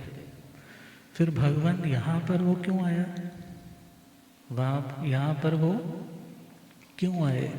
तो उन्होंने, भगवान ने सारी घटना बताई, किस प्रकार वासुदेव की उस बहन का, द्रौपदी का पद्म नाम ने देवता के द्वारा अपहरण करवाया, तो उसी बहन को लेने के लिए वो इतनी दूर आए हैं। तो कहने लगे, प्रभु मैं उनसे मिलना चाहता हूँ। प्रभु ने कहा, ऐसा पॉसिबल नहीं है। हाँ, तुम एक दूसरे की पीत और श्वेत, पीले और कुछ वाइट रंग की उन ध्वजाओं को जो रथ के ऊपर लगी है उनको देख पाओगे। और वो प्रभु को वंदन करके निकल पड़ते हैं और उस धात की खंड के किनारे किनारे, जहाँ से अब लवण समुद्र प्रारंभ इधर की ओर होना है, अंदर की ओर, वहाँ पर पहुँचते हैं। मगर वो लवण समुद्र के काफ़ी अंदर की ओर वासुदेव कृष्ण महाराज पहुँच चुके। तो इन्होंने उनकी उन ध्वजाओं को देखा, मगर साथ के साथ अपने शंख में हवा भरी, फूंका उसे, जैसे ध्वनि हुई, साउंड हुई, तो उधर से भी श्री कृष्ण महाराज ने शंख बजाया। ध्वनियों का मिलन तो हुआ, मगर आपस में मिलाप, मानो उन्होंने कहा, भैया आज तो हम लेट हो रहे हैं, हम आगे जा रहे हैं। और इस प्रकार जैसे ही वो लौटा और बड़ा ख्याल आया कि मेरे वासुदेव रहते मेरा एक राजा इतनी घटिया सोच रख कर के इतने बड़े सम्राट की बहन को यहाँ उठवा कर के लाया। वहाँ पर पहुँचे, वहाँ जब देखा सब कुछ तहस नहस पड़ा है। पूछा क्या हुआ? कहने लगे, महाराज एक उधर भरत क्षेत्र का कोई राजा आया था, बड़ा आताताई था, उसने बड़ा भयंकर तांडव मचाया, मगर हमने उनको पछाड़ करके वापस भेज दिया। अब झूठ बोलने में तो बड़े नंबर 1 होते हैं, मगर उन्हें तो सारा आंसर कहाँ से मिल गया था? भगवान मुनि सूरज स्वामी जी से। तो उसको गद्दी से उतारा, देश निकाला दे दिया, और उसके बेटे सुनाभ को उन्होंने राज्याभिषेक किया, राजा बनाया। और इधर वो 2 लाख योजन का लवण समुद्र वो क्रॉस कर जाते हैं। और श्री कृष्ण महाराज पांडवों से कहते हैं कि तुम चलो थोड़ा, मैं उतनी देर में लवण समुद्र के अधिष्ठायक देवता सुस्थित का धन्यवाद करके आता हूँ, जिन्होंने हमारे लिए इतना किया। ये नहीं है कि मेरी बहुत चलती है और मैंने किसी से काम लिया और मैं अपने आप को बहुत पावरफुल समझूं, बल्कि मेरा यदि काम किया है तो मुझे उसका धन्यवाद भी देना है। ये उत्तम पुरुषों के लक्षण है ना। तो उन्होंने जाकर के धन्यवाद करने के लिए उनका आह्वान किया। और इधर वो 62.5 योजन जो गंगा नदी का पाट है, उसको नौकाओं के माध्यम से, बड़े बड़े जहाज होंगे उसमें बैठ करके रथ को चढ़ा करके कहाँ पहुँच गए? किनारे तक। और इतने में उन्होंने सबने, पांचों ने सोचा, चलो देखते हैं कृष्ण महाराज में कितनी ताकत है कि वो गंगा नदी को बिना इस नौका के कैसे पार करते। श्री कृष्ण महाराज उनको धन्यवाद दे करके जैसे किनारे तक आए, देखा कि कुछ भी नहीं है, मगर वे भी तो अतुल बल के मालिक है ना। तो उन्होंने एक हाथ से तो रथ को उठाया है और दूसरे हाथ से उस गंगा नदी को तैरने लगे। जब तैर रहे हैं, अब तैरते तैरते हाँफने लग पड़े, सोचने लगे पांडव तो कितने बलशाली है, जो बिना नौका के कितनी दूर तक चले गए। उन्होंने तो यूं ही मेरे सर सहरा बांधने के लिए, मुझे ताज पहनाने के लिए मेरे सामने हार मान करके वापस लौट आए, मगर वो तो वास्तव में खुद मेरे से ज़्यादा शक्तिशाली। सोच ही रहे थे, इतने में गंगा की अधिष्ठायक देवी ने उनके लिए द्वीप का निर्माण किया, एक आइलैंड बनाया कि तुम थोड़ा रेस्ट कर लो। और उसके बाद वो जोर लगा करके किनारे तक पहुँचे। जब वो 62.5 योजन का पार्ट कंप्लीट हुआ और वहाँ पर देखा पांडव खड़े हैं, कहने लगे तुम तो बहुत बलशाली हो रे पांडवों, तुम तो मेरे से भी ज़्यादा बलशाली हो। कहने लगे महाराज ऐसा नहीं है, हम तो नौकाओं के सहारे आए। किसके सहारे? फिर तुमने वो नौका मेरे लिए क्यों नहीं भेजी? बस ये देखने के लिए आप में कितना बल है। जब इतना सुना है गुस्सा आ गया। कहने लगे दुष्ट नीच, कितने निकृष्ट सोच वाले हो। मैं तुम्हारे साथ इतनी दूर तक गया, लवण समुद्र के 2 लाख योजन का मैंने रास्ता बनवाया, तुम कायरों से अपनी पत्नी नहीं छोड़ाई गई, 5 हो तुम 5, मगर मैंने उनको द्रौपदी को भी ला करके तुम्हें सौंपा, वहाँ मेरा बल नहीं देखा, और इतने 62.5 योजन को पार करने में बल देखना था, और क्रोध आया और लोहमय दंड से उनके रथों को तोड़ दिया और कहा कि मैं तुम्हें अपने देश से त्रिखंडों से निकालता हूँ, मेरे त्रिखंड में तुम्हारे लिए रहने के लिए कोई स्थान नहीं। और ये वही घटना बनने वाली है जब ये सारी बात उन्होंने पहुंच करके माता को, पिता को, कुंती को, पांडु राजा को बताई। उन्होंने बड़ा गुस्सा आके नाराज़ हुए, तुमने बहुत गलत किया, जिन्होंने तुम्हारे लिए इतना किया उनके साथ ऐसा भद्दा मजाक करना नहीं चाहिए था। मगर अब कह रहे हैं जब 3 खंड में हमारे रहने लिए कुछ नहीं तो हम कहाँ रहेंगे। कुंती पहुँची है, कहने लगी हे कृष्ण तुम ही बताओ, जब तुम्हारे 3 खंडों में हमारे लिए कोई स्थान नहीं तो हम कहाँ जाए। तो उन्होंने कहा कि अच्छा ऐसी बात है तो दक्षिण दिशा में आप चलते जाइए, वहाँ पर पांडु मथुरा बसाइए और वहाँ मेरे अदृष्ट सेवक बनकर के रहिए, मैं तुम्हें कुछ भी नहीं कहूँगा। आज कृष्ण महाराज इसीलिए संकुचा रहे हैं। बलभद्र जी को कह रहे हैं कि मैंने जिनको देश निकाला दिया, मैं उनके घर में जाकर के कैसे निवास करूं। मगर भाई ने कहा वो लोग ऐसे नहीं है, वो तो किसी ने यदि 100 उपकार किए हैं और एक अपकार किया है तो वो एक अपकार को भी याद नहीं रखते, और यदि किसी ने 100 अपकार किए हैं, बुरे आपका बुरा ही बुरा किया है और एक भी अच्छा काम किया है ना, वो तो ऐसे लोग हैं वो किए हुए एक अच्छे काम को तो याद रखते हैं मगर 100 उन बुरे कामों को भुला देते। आप चलिए, घबराइए नहीं, हमारी भुआ का घर है ना, हम कौन सा बहन के घर जा रहे हैं। जब ये सारी बात हुई तो वो चलने के लिए तैयार हुए, मगर रास्ते में प्यास बहुत लग रही है, और जब प्यास लग रही है तो उन्होंने कहा कि मैं अब और आगे नहीं बढ़ पाऊँगा। बलभद्र जी पानी की तलाश में जाते हैं और श्री कृष्ण महाराज सोचते हैं कि अब थोड़ा रेस्ट कर लूँ, तो वो कोशाम्र वन रास्ते में आ जाता है और वो शिला पट्टक के ऊपर पीताम्बर अपने येलो कलर का कपड़ा ओढ़ करके लेटे हैं और पैर से वो कपड़ा थोड़ा हटा हुआ है और पैर पे पद्म का चिन्ह है, पद्म मणि की तरह उसमें से देखा जाए एक चमक सी निकलती है। और उधर जरा कुमार जो भील वृत्ति, जो आदिवासियों की तरह रह रहा था, तो उसका तो शिकार करना, कंदमूल इत्यादि खाना, ऐसे जीवन चल रहा है। और जो उन यादव कुमारों ने पेट पे क्या बांधा था, तसला बांधा था ना, और उस तसले से द्वैपायन ऋषि ने क्या बोला था, कौन पैदा होगा तुम्हारा विनाश, यादव कुल का विनाश होगा। तो उन्होंने उस तसले को, जब सारी बात याद थी ना, उसको अच्छे से घिसा घिसा घिसा, बस छोटा सा टुकड़ा सा रह गया और उसको किसी सरोवर में फेंक दिया।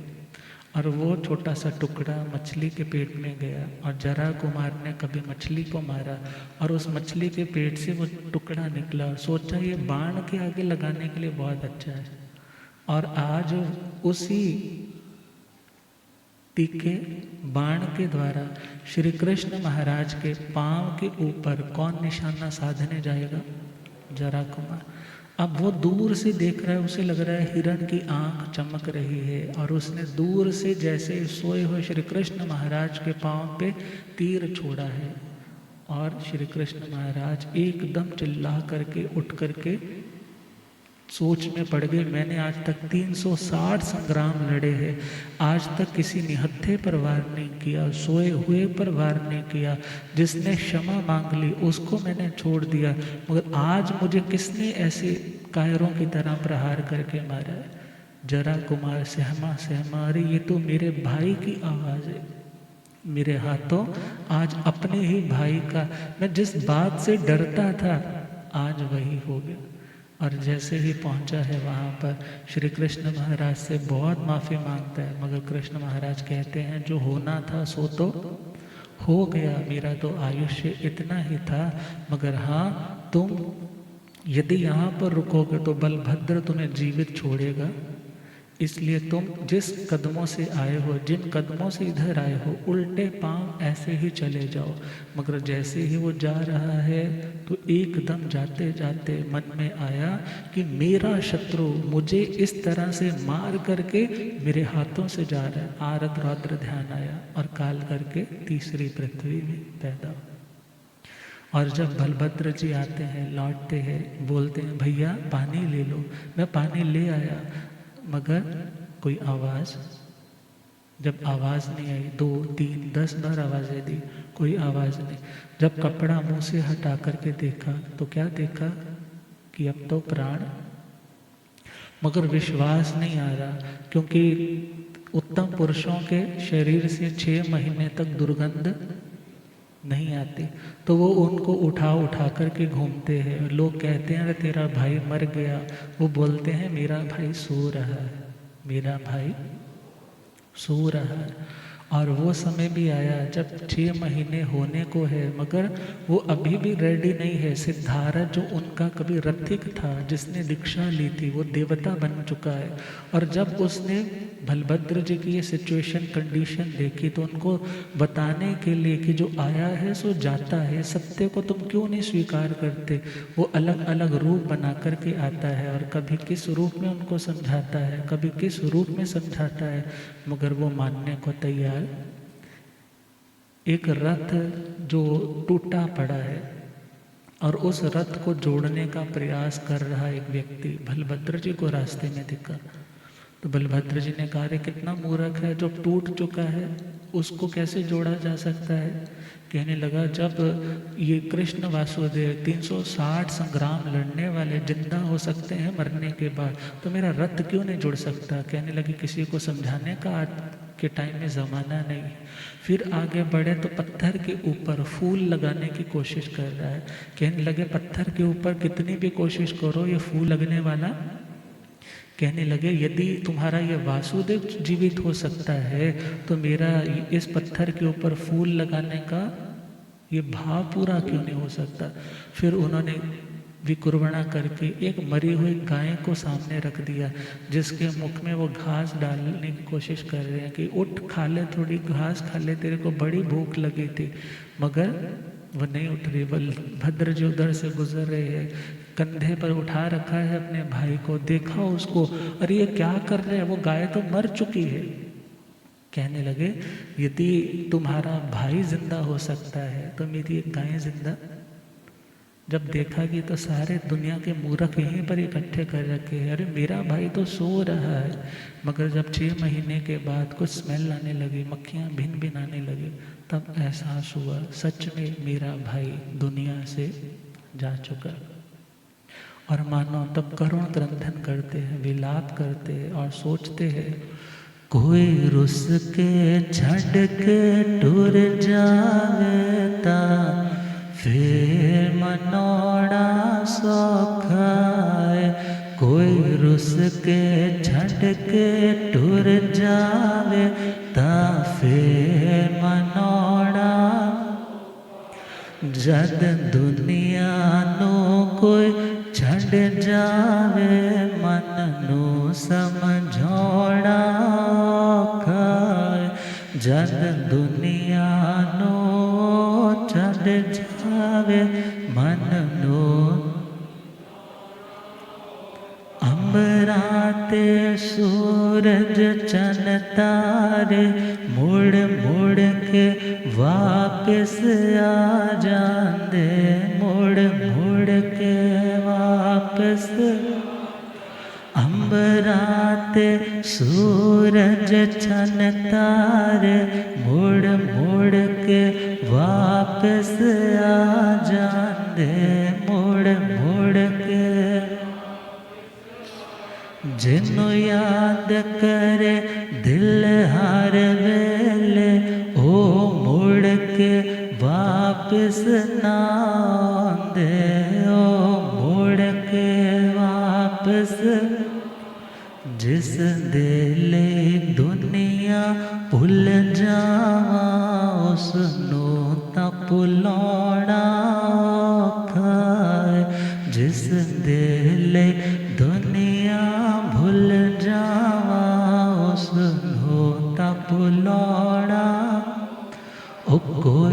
रुस के छड़ के टुर जावे ता फिर मनोड़ा सौखाए।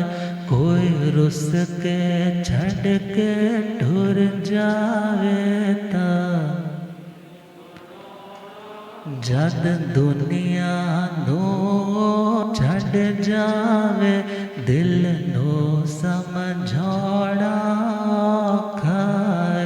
जद दुनिया नो छड़ जावे दिल नो समझ।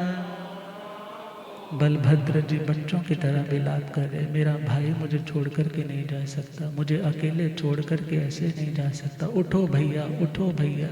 मगर जब सिद्धार्थ उस रथिक ने देखा जो देव बन चुका है, आकर के समझाया कि अब भाई चिंता करने से, रोने से, बिलखने से भाई वापस आने वाला नहीं। फिर उनको साधु के उपकरण अवेलेबल करवाते हैं, प्रभु के चरणों तक पहुंचाते हैं। और ये बलभद्र बलदेव जी हैं फिर जो आने वाले टाइम में 5वें देवलोक में पैदा होते। तो श्री कृष्ण महाराज का ये सारा के सारा वो हिस्ट्री वाइज कंटेंट जो लगभग डिस्कस कम किया जाता है, मैं गुरुदेव कृपा करते थे तो जो गुरुदेव सुनाया करते थे उन्हीं में से कुछ याद रखने की कोशिश करते हैं कि वो आगे डिलीवर कर सके। तो काल माँ से कालंक किच्चा समझ आ गया, कैसे वो तीसरी पृथ्वी तक पहुँचे, और ये सारी बात भगवान ने उनको बता दी है। मगर अभी जो आएगा इसमें तो ये आएगा कि वो जीवित है, मगर ऐसा ऐसा ऐसा होगा। तो जब भगवान से उन्होंने पूछा कि मैं आपकी तरह भी कुछ बन पाऊंगा, तो भगवान ने कहा कि आप आने वाले 12वें तीर्थंकर के रूप में, अमम नाम के तीर्थंकर के रूप में पैदा हो जाओ। तैणं से कण है वासुदेव हो रटने में शांति मटम सोचा नहीं समाट तुटे अफोड़िता वग गए वगिता थी वले छिंदय छिंदिता सिंहनायं करे करिता रांग रिटणे में वंदे नमः से वंदिता नमः सीता तमेव अभिषेकं हत्थि रणं दुरु होय दुरुहिता जेणे व बारवे नैरे जेणे व सय गेहि तेणे व वागाय भैसेयं हत्थि रणा पच्चोरु होय पच्चोरु हिता जेणे व बहिरिया वठाणशाला जेणे व सय सिंहासने तेणे व वागच्चै उवागच्चिता सिंहासन वरंसि पुरत्ताभिमुहे निसीता कुटुंबीय पुरुषे सद्दावि सद्दाविता एवं वयासे गच्छणं तुभ्ये देवाणुपिया बारवय नैरे सिंहाडं जाव घोषे माण एवं वयः एवं खलो देवाणुपिया बारवय नैरे दुवाल सजोयणायामय जाव पचकं देवलोक भूया सूरगी दिवयण मूले विनाशे भविष्य तं जोणं देवाणुपिया इच्छै बारवय नैरे राया वायु जुवराय वैसरे तलवरे माडंबिय कुटुंबिय इभ्ये सेठी वा देवी वा कुमारी वा रोहरटणे मिस अंतिय मुंडे जा पवयित तन्नगणे वासुदेवी सज्जय पच्चाउरस वियसे आहा पवित्र जाव पवित्र आहा पवित्रं विद्यं अणु जाने महया इड्ढि सकार समुदेण यसे निकमणं करे दोच्चं पितच्चं विघोषणयं घोषः घोषिता मम एयमाणत्यं पचपेण तैणन्ते कुटुंबीय पुरुषा जाव पचपेणन्ते। जब भगवान के श्रीमुख से सुना कि तुम आने वाले तीर्थंकर बनोगे, तो वासुदेव अरिहंत भगवान अरिष्ट नेमि जी के समीप इस अर्थ को सोचा, सुन करके निसम्म हृदय में धारण करके हठ तुट्ठे मतलब हृष्ट हुए, पुष्ट हुए, संतुष्ट हुए, आफोडई जैसे अपने बुझाओं को ऐसे करते हैं ना, तो बुझाओं को उन्होंने आफोडन किया और आफोडिता वग्गाई शब्द किया, वग्गिता, और बहुत जैसे अपनी ओर से बंदा खुद को बड़ा सौभाग्यशाली जब फील करता है, तो इस तरीके से उन्होंने बहुत जोर से शब्द किया तिवलिम छिंदई। तिवली छिंदई एक तो मीनिंग आता है एक पैर आगे 2 पैर पीछे, या 3 बार अपने पाँव को धरती पे जोर से पटका कि मैं बहुत बलशाली हूँ, मैं बहुत पुण्यशाली हूँ। इस प्रकार सिंह नायक करे, सिंहना जैसे शेर गर्जना करता है। इस प्रकार उन्होंने गर्जना की। अरहंग अरिठने में वंदे, अरिहंत अरिश ने भगवान को वंदना नमस्कार करके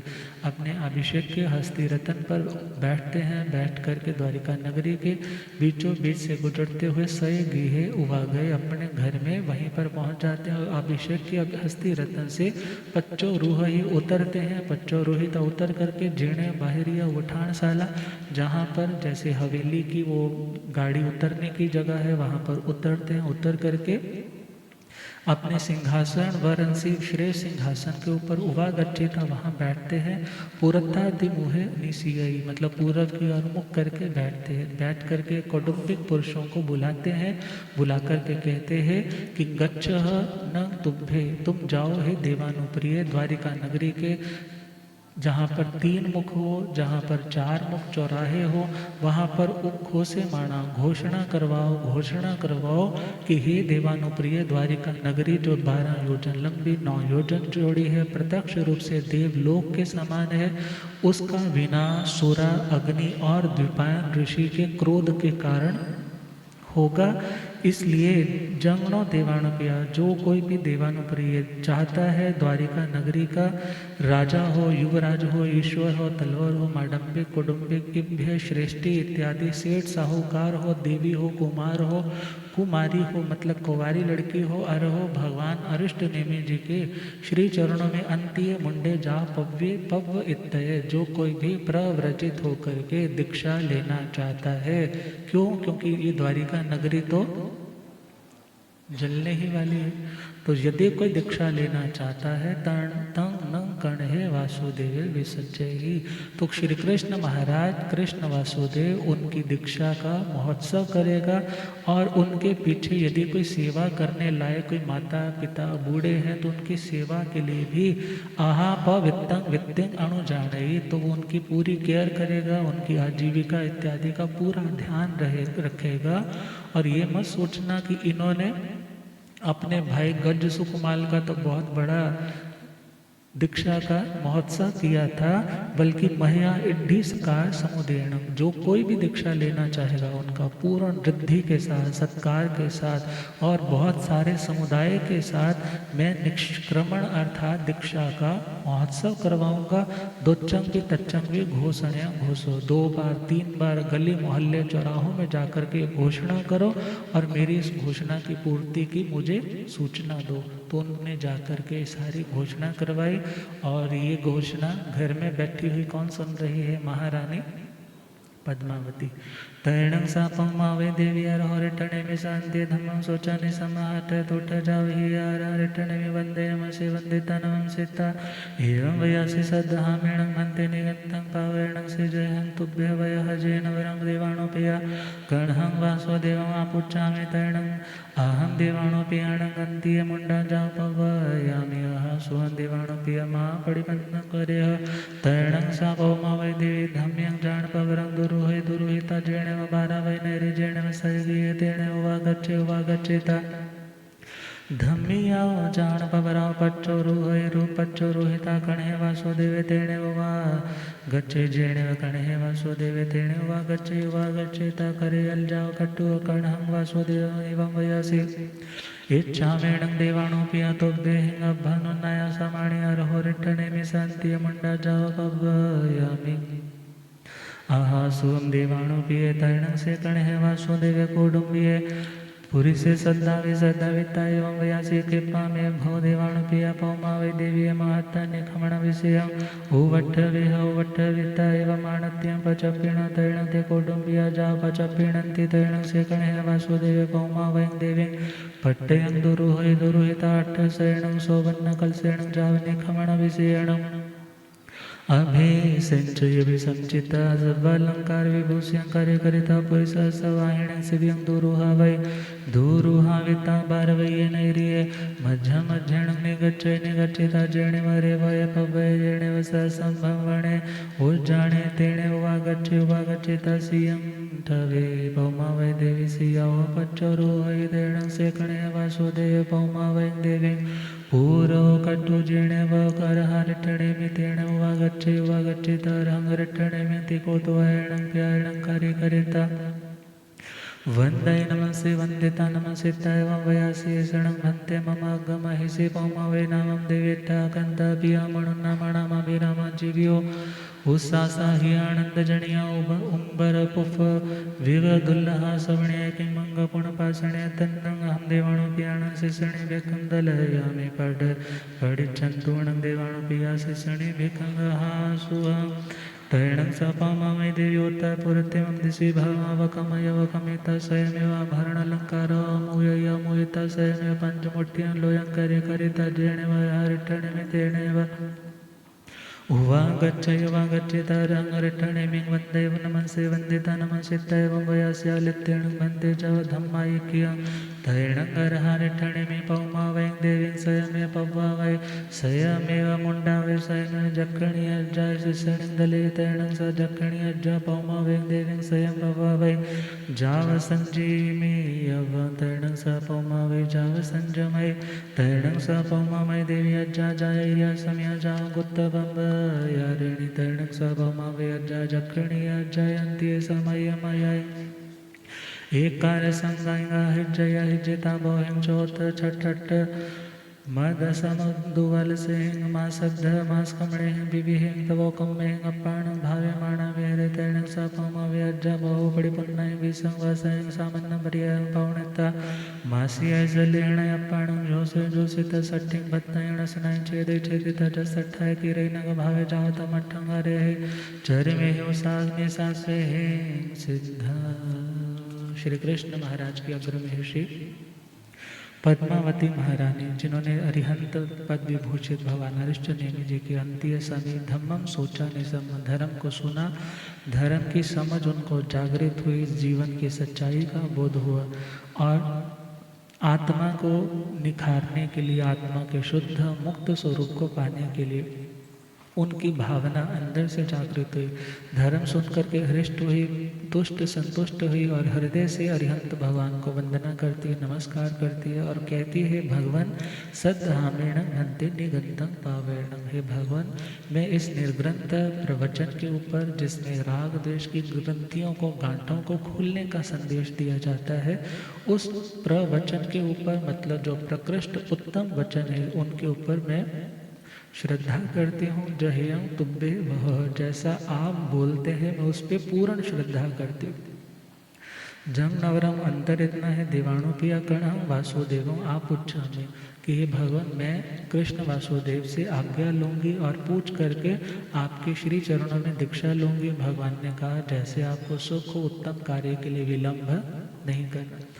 और उसके बाद सा पौमा वै देवी पद्मावती नाम की महारानी धार्मिक यान प्रवर पर चढ़ करके द्वारिका नगरी के बीचों बीच, जहाँ पर उनका घर था, वहाँ पहुँचती है। पहुँच करके धार्मिक यान प्रवर से उतरते हैं, उतर करके जहाँ कृष्ण वासुदेव महाराज है उनके समीप आती है और आकर के हाथ जोड़ करके, दोनों हाथ जोड़ करके कृष्ण वासुदेव से बोली कि हे कृष्ण वासुदेव, हे देवानुप्रिय, मेरी इच्छा है कि यदि आपकी आज्ञा मिल जाए तो आप तो घोषणा करवा रहे हैं ना, जो कोई करना चाहता है, तो मैं भी करना चाहती हूँ। भगवान के श्री चरणों में दीक्षा लेना चाहती हूँ, तो आपकी आज्ञा मिल जाए।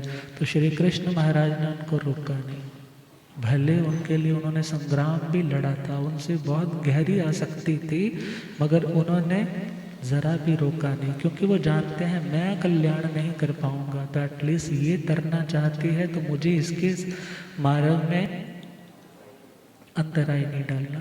तो श्री कृष्ण वासुदेव महाराज ने कौटुंबिक पुरुषों को बुलाया, बुला करके कहा, जल्दी से हे देवानुप्रिय पद्मावती देवी के लिए महान निष्क्रमण के अभिषेक के लिए तैयारियां करो, और तैयारियां करके मेरी आनतियाँ मीन्स आज्ञा की पूर्ति की मुझे सूचना दो। वो सारी तैयारियां कंप्लीट करते हैं, कंप्लीट करके बताते हैं।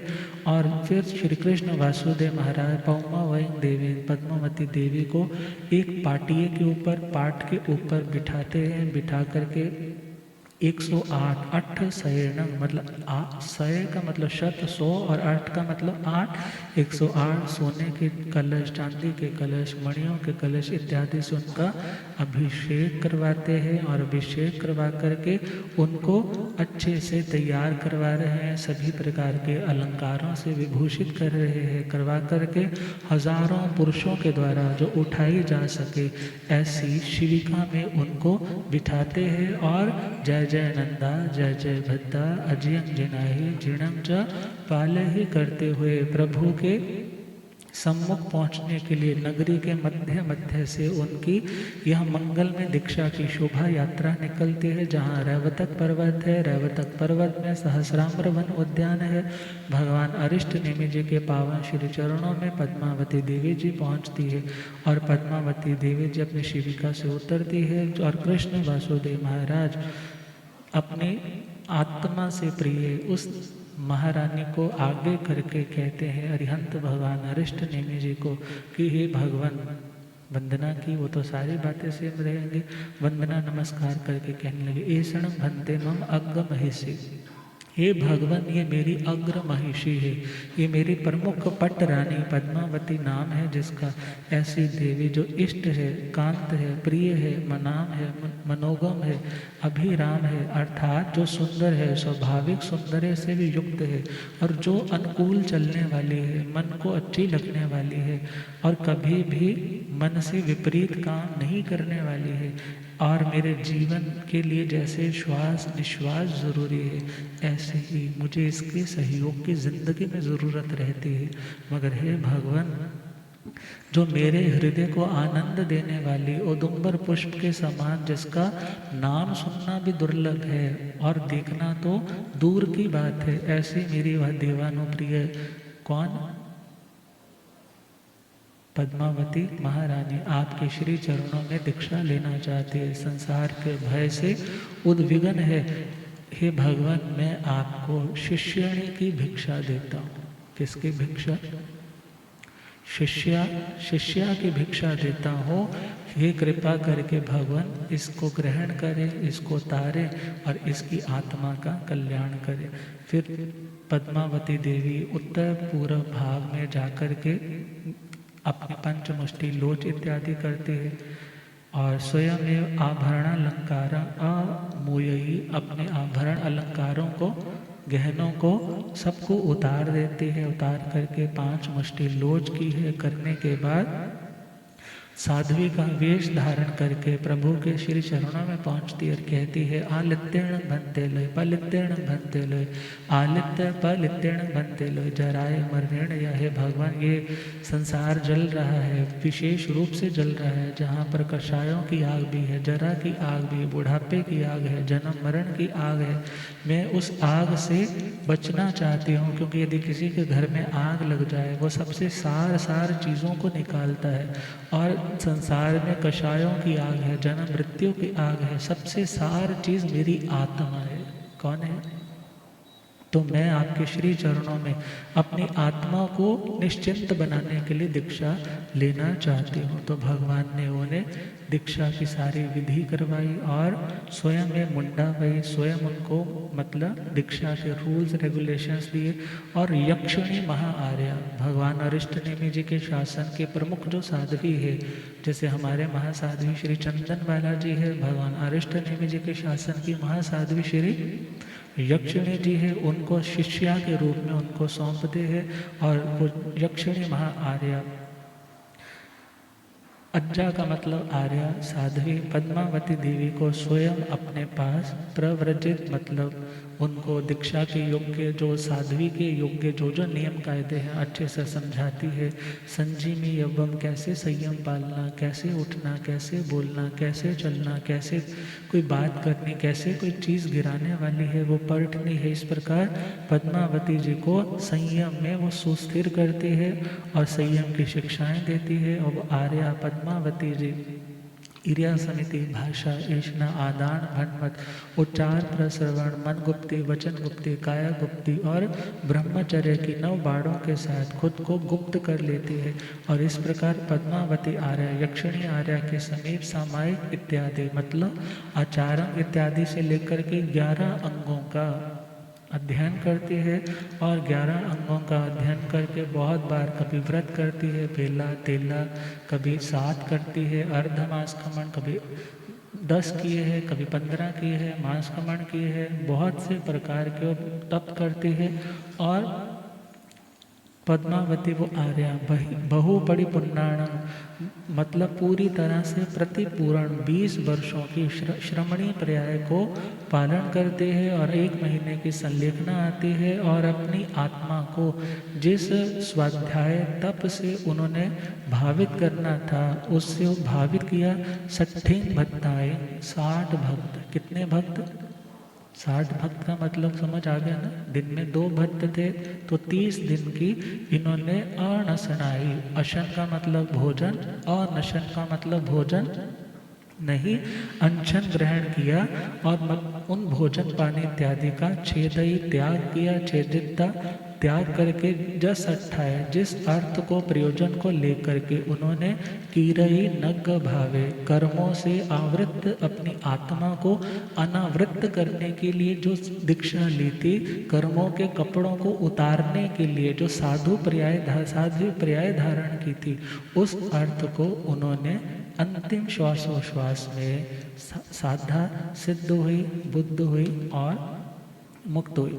उक्खे वो या झैण से तेण कारेण तेण समेण बारवीय नैरे वय पव्यो जाने नंदन वणे तत्ण बारवीय नैरे कण्हे वासुदेव राया होता तस्तण कण स वासुदेव सो गौरी देवी वन्नो हरिटणे में समसड़े कण्हे निगे गौरी जा पमावे तहा निगया धाम कहा परिसा पड़ गया कण्हे भी पड़ गए तस तैण सा गौरी जा पमावे तहा निखंत जाव सिद्धयो गंधारी लक्षणा सुसीमा जम्बो वै सच मामा रूपणे अठ विपमावे सरिसियो अठ अध्ययना।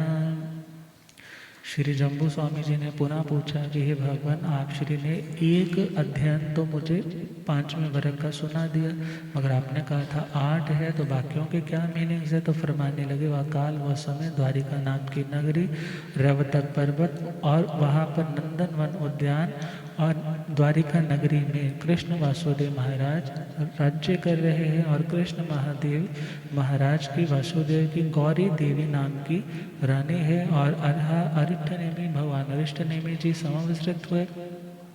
कृष्ण महाराज भी गए, फिर गौरी जी भी पद्मावती जी की तरह गई। धर्म कथा सुनी, वैराग्य लगा, दुनिया का रंग उतर गया, भोगों की प्यास बुझी और मुक्ति की प्यास जागृत हुई और पूरी सा पड़ी गया। लोग आए थे चले गए, इन्होंने भावना रखी कि मैं भी आपके श्री चरणों में दीक्षित होकर के मुंडित होकर के कर्मों से मुक्त होना चाहती हूँ। तो भगवान ने कहा जैसे आपकी आत्मा को सुख हो, मगर इन्होंने वासुदेव श्री कृष्ण जी से आज्ञा लेकर के भगवान के चरणों में दीक्षा अंगीकार की। तो इनका भी पद्मावती महारानी की तरह 20 वर्ष का दीक्षा का पर्याय और 11 अंगों की आराधना, 1 महीने की संलेखन। इनके लिए वर्णन नहीं आया कि किसी पर्वत पर जाकर के किया, क्योंकि साधुओं को स्थानक से बाहर जाकर के संलेखना संधारा करने का विधान नहीं है। तो अंतिम श्वासोश्वास में 1 महीने की साधना करके ये भी सिद्ध हुई, बुद्ध हुई और मुक्त हुई। इसी प्रकार कहा गंधारी जी, लक्ष्मणा, सुसीमा, जम्बवती, सत्यभामा, रुक्मणी और इसी प्रकार जैसे पद्मावती जी के सरिसियाओं समान समान कहना, इन्होंने भी 20 वर्ष की संयम पर्याय पाल ली और 11 अंगों का अध्ययन किया। यक्षिणी महा आर्य जी की किसमें रहे? आज्ञा में रहे भगवान ने, क्योंकि साधुओं को तो अपने साथ रखना नहीं, किसके पास सौंपा था? माँ साध्वी श्री यक्षिणी जी के पास, और उनको कहा था कि भले आप बहुत ऊंचे ऊंचे घरानों से हैं, भले आप राजा की महारानियां हैं, मगर अब आप साध्वी हैं, एक साध्वी की शिष्या है, तो आपसे छोटी उम्र वाली मगर बड़ी दीक्षा पर्याय वाली भी आपको कभी टोके तो उन पर कभी क्रोध नहीं करना, संयम में पराक्रम करना, कषायों पर विजय प्राप्त करने में पराक्रम करना। इस प्रकार इन्होंने भी अपने कर्मों का अवसान किया। 1 महीने की संलेखना से ये सभी सिद्ध हुए, बुद्ध हुए और मुक्त हुए। इन्हीं मंगलमय भावनाओं के साथ अंतकृत के वाचना, अंतकृत के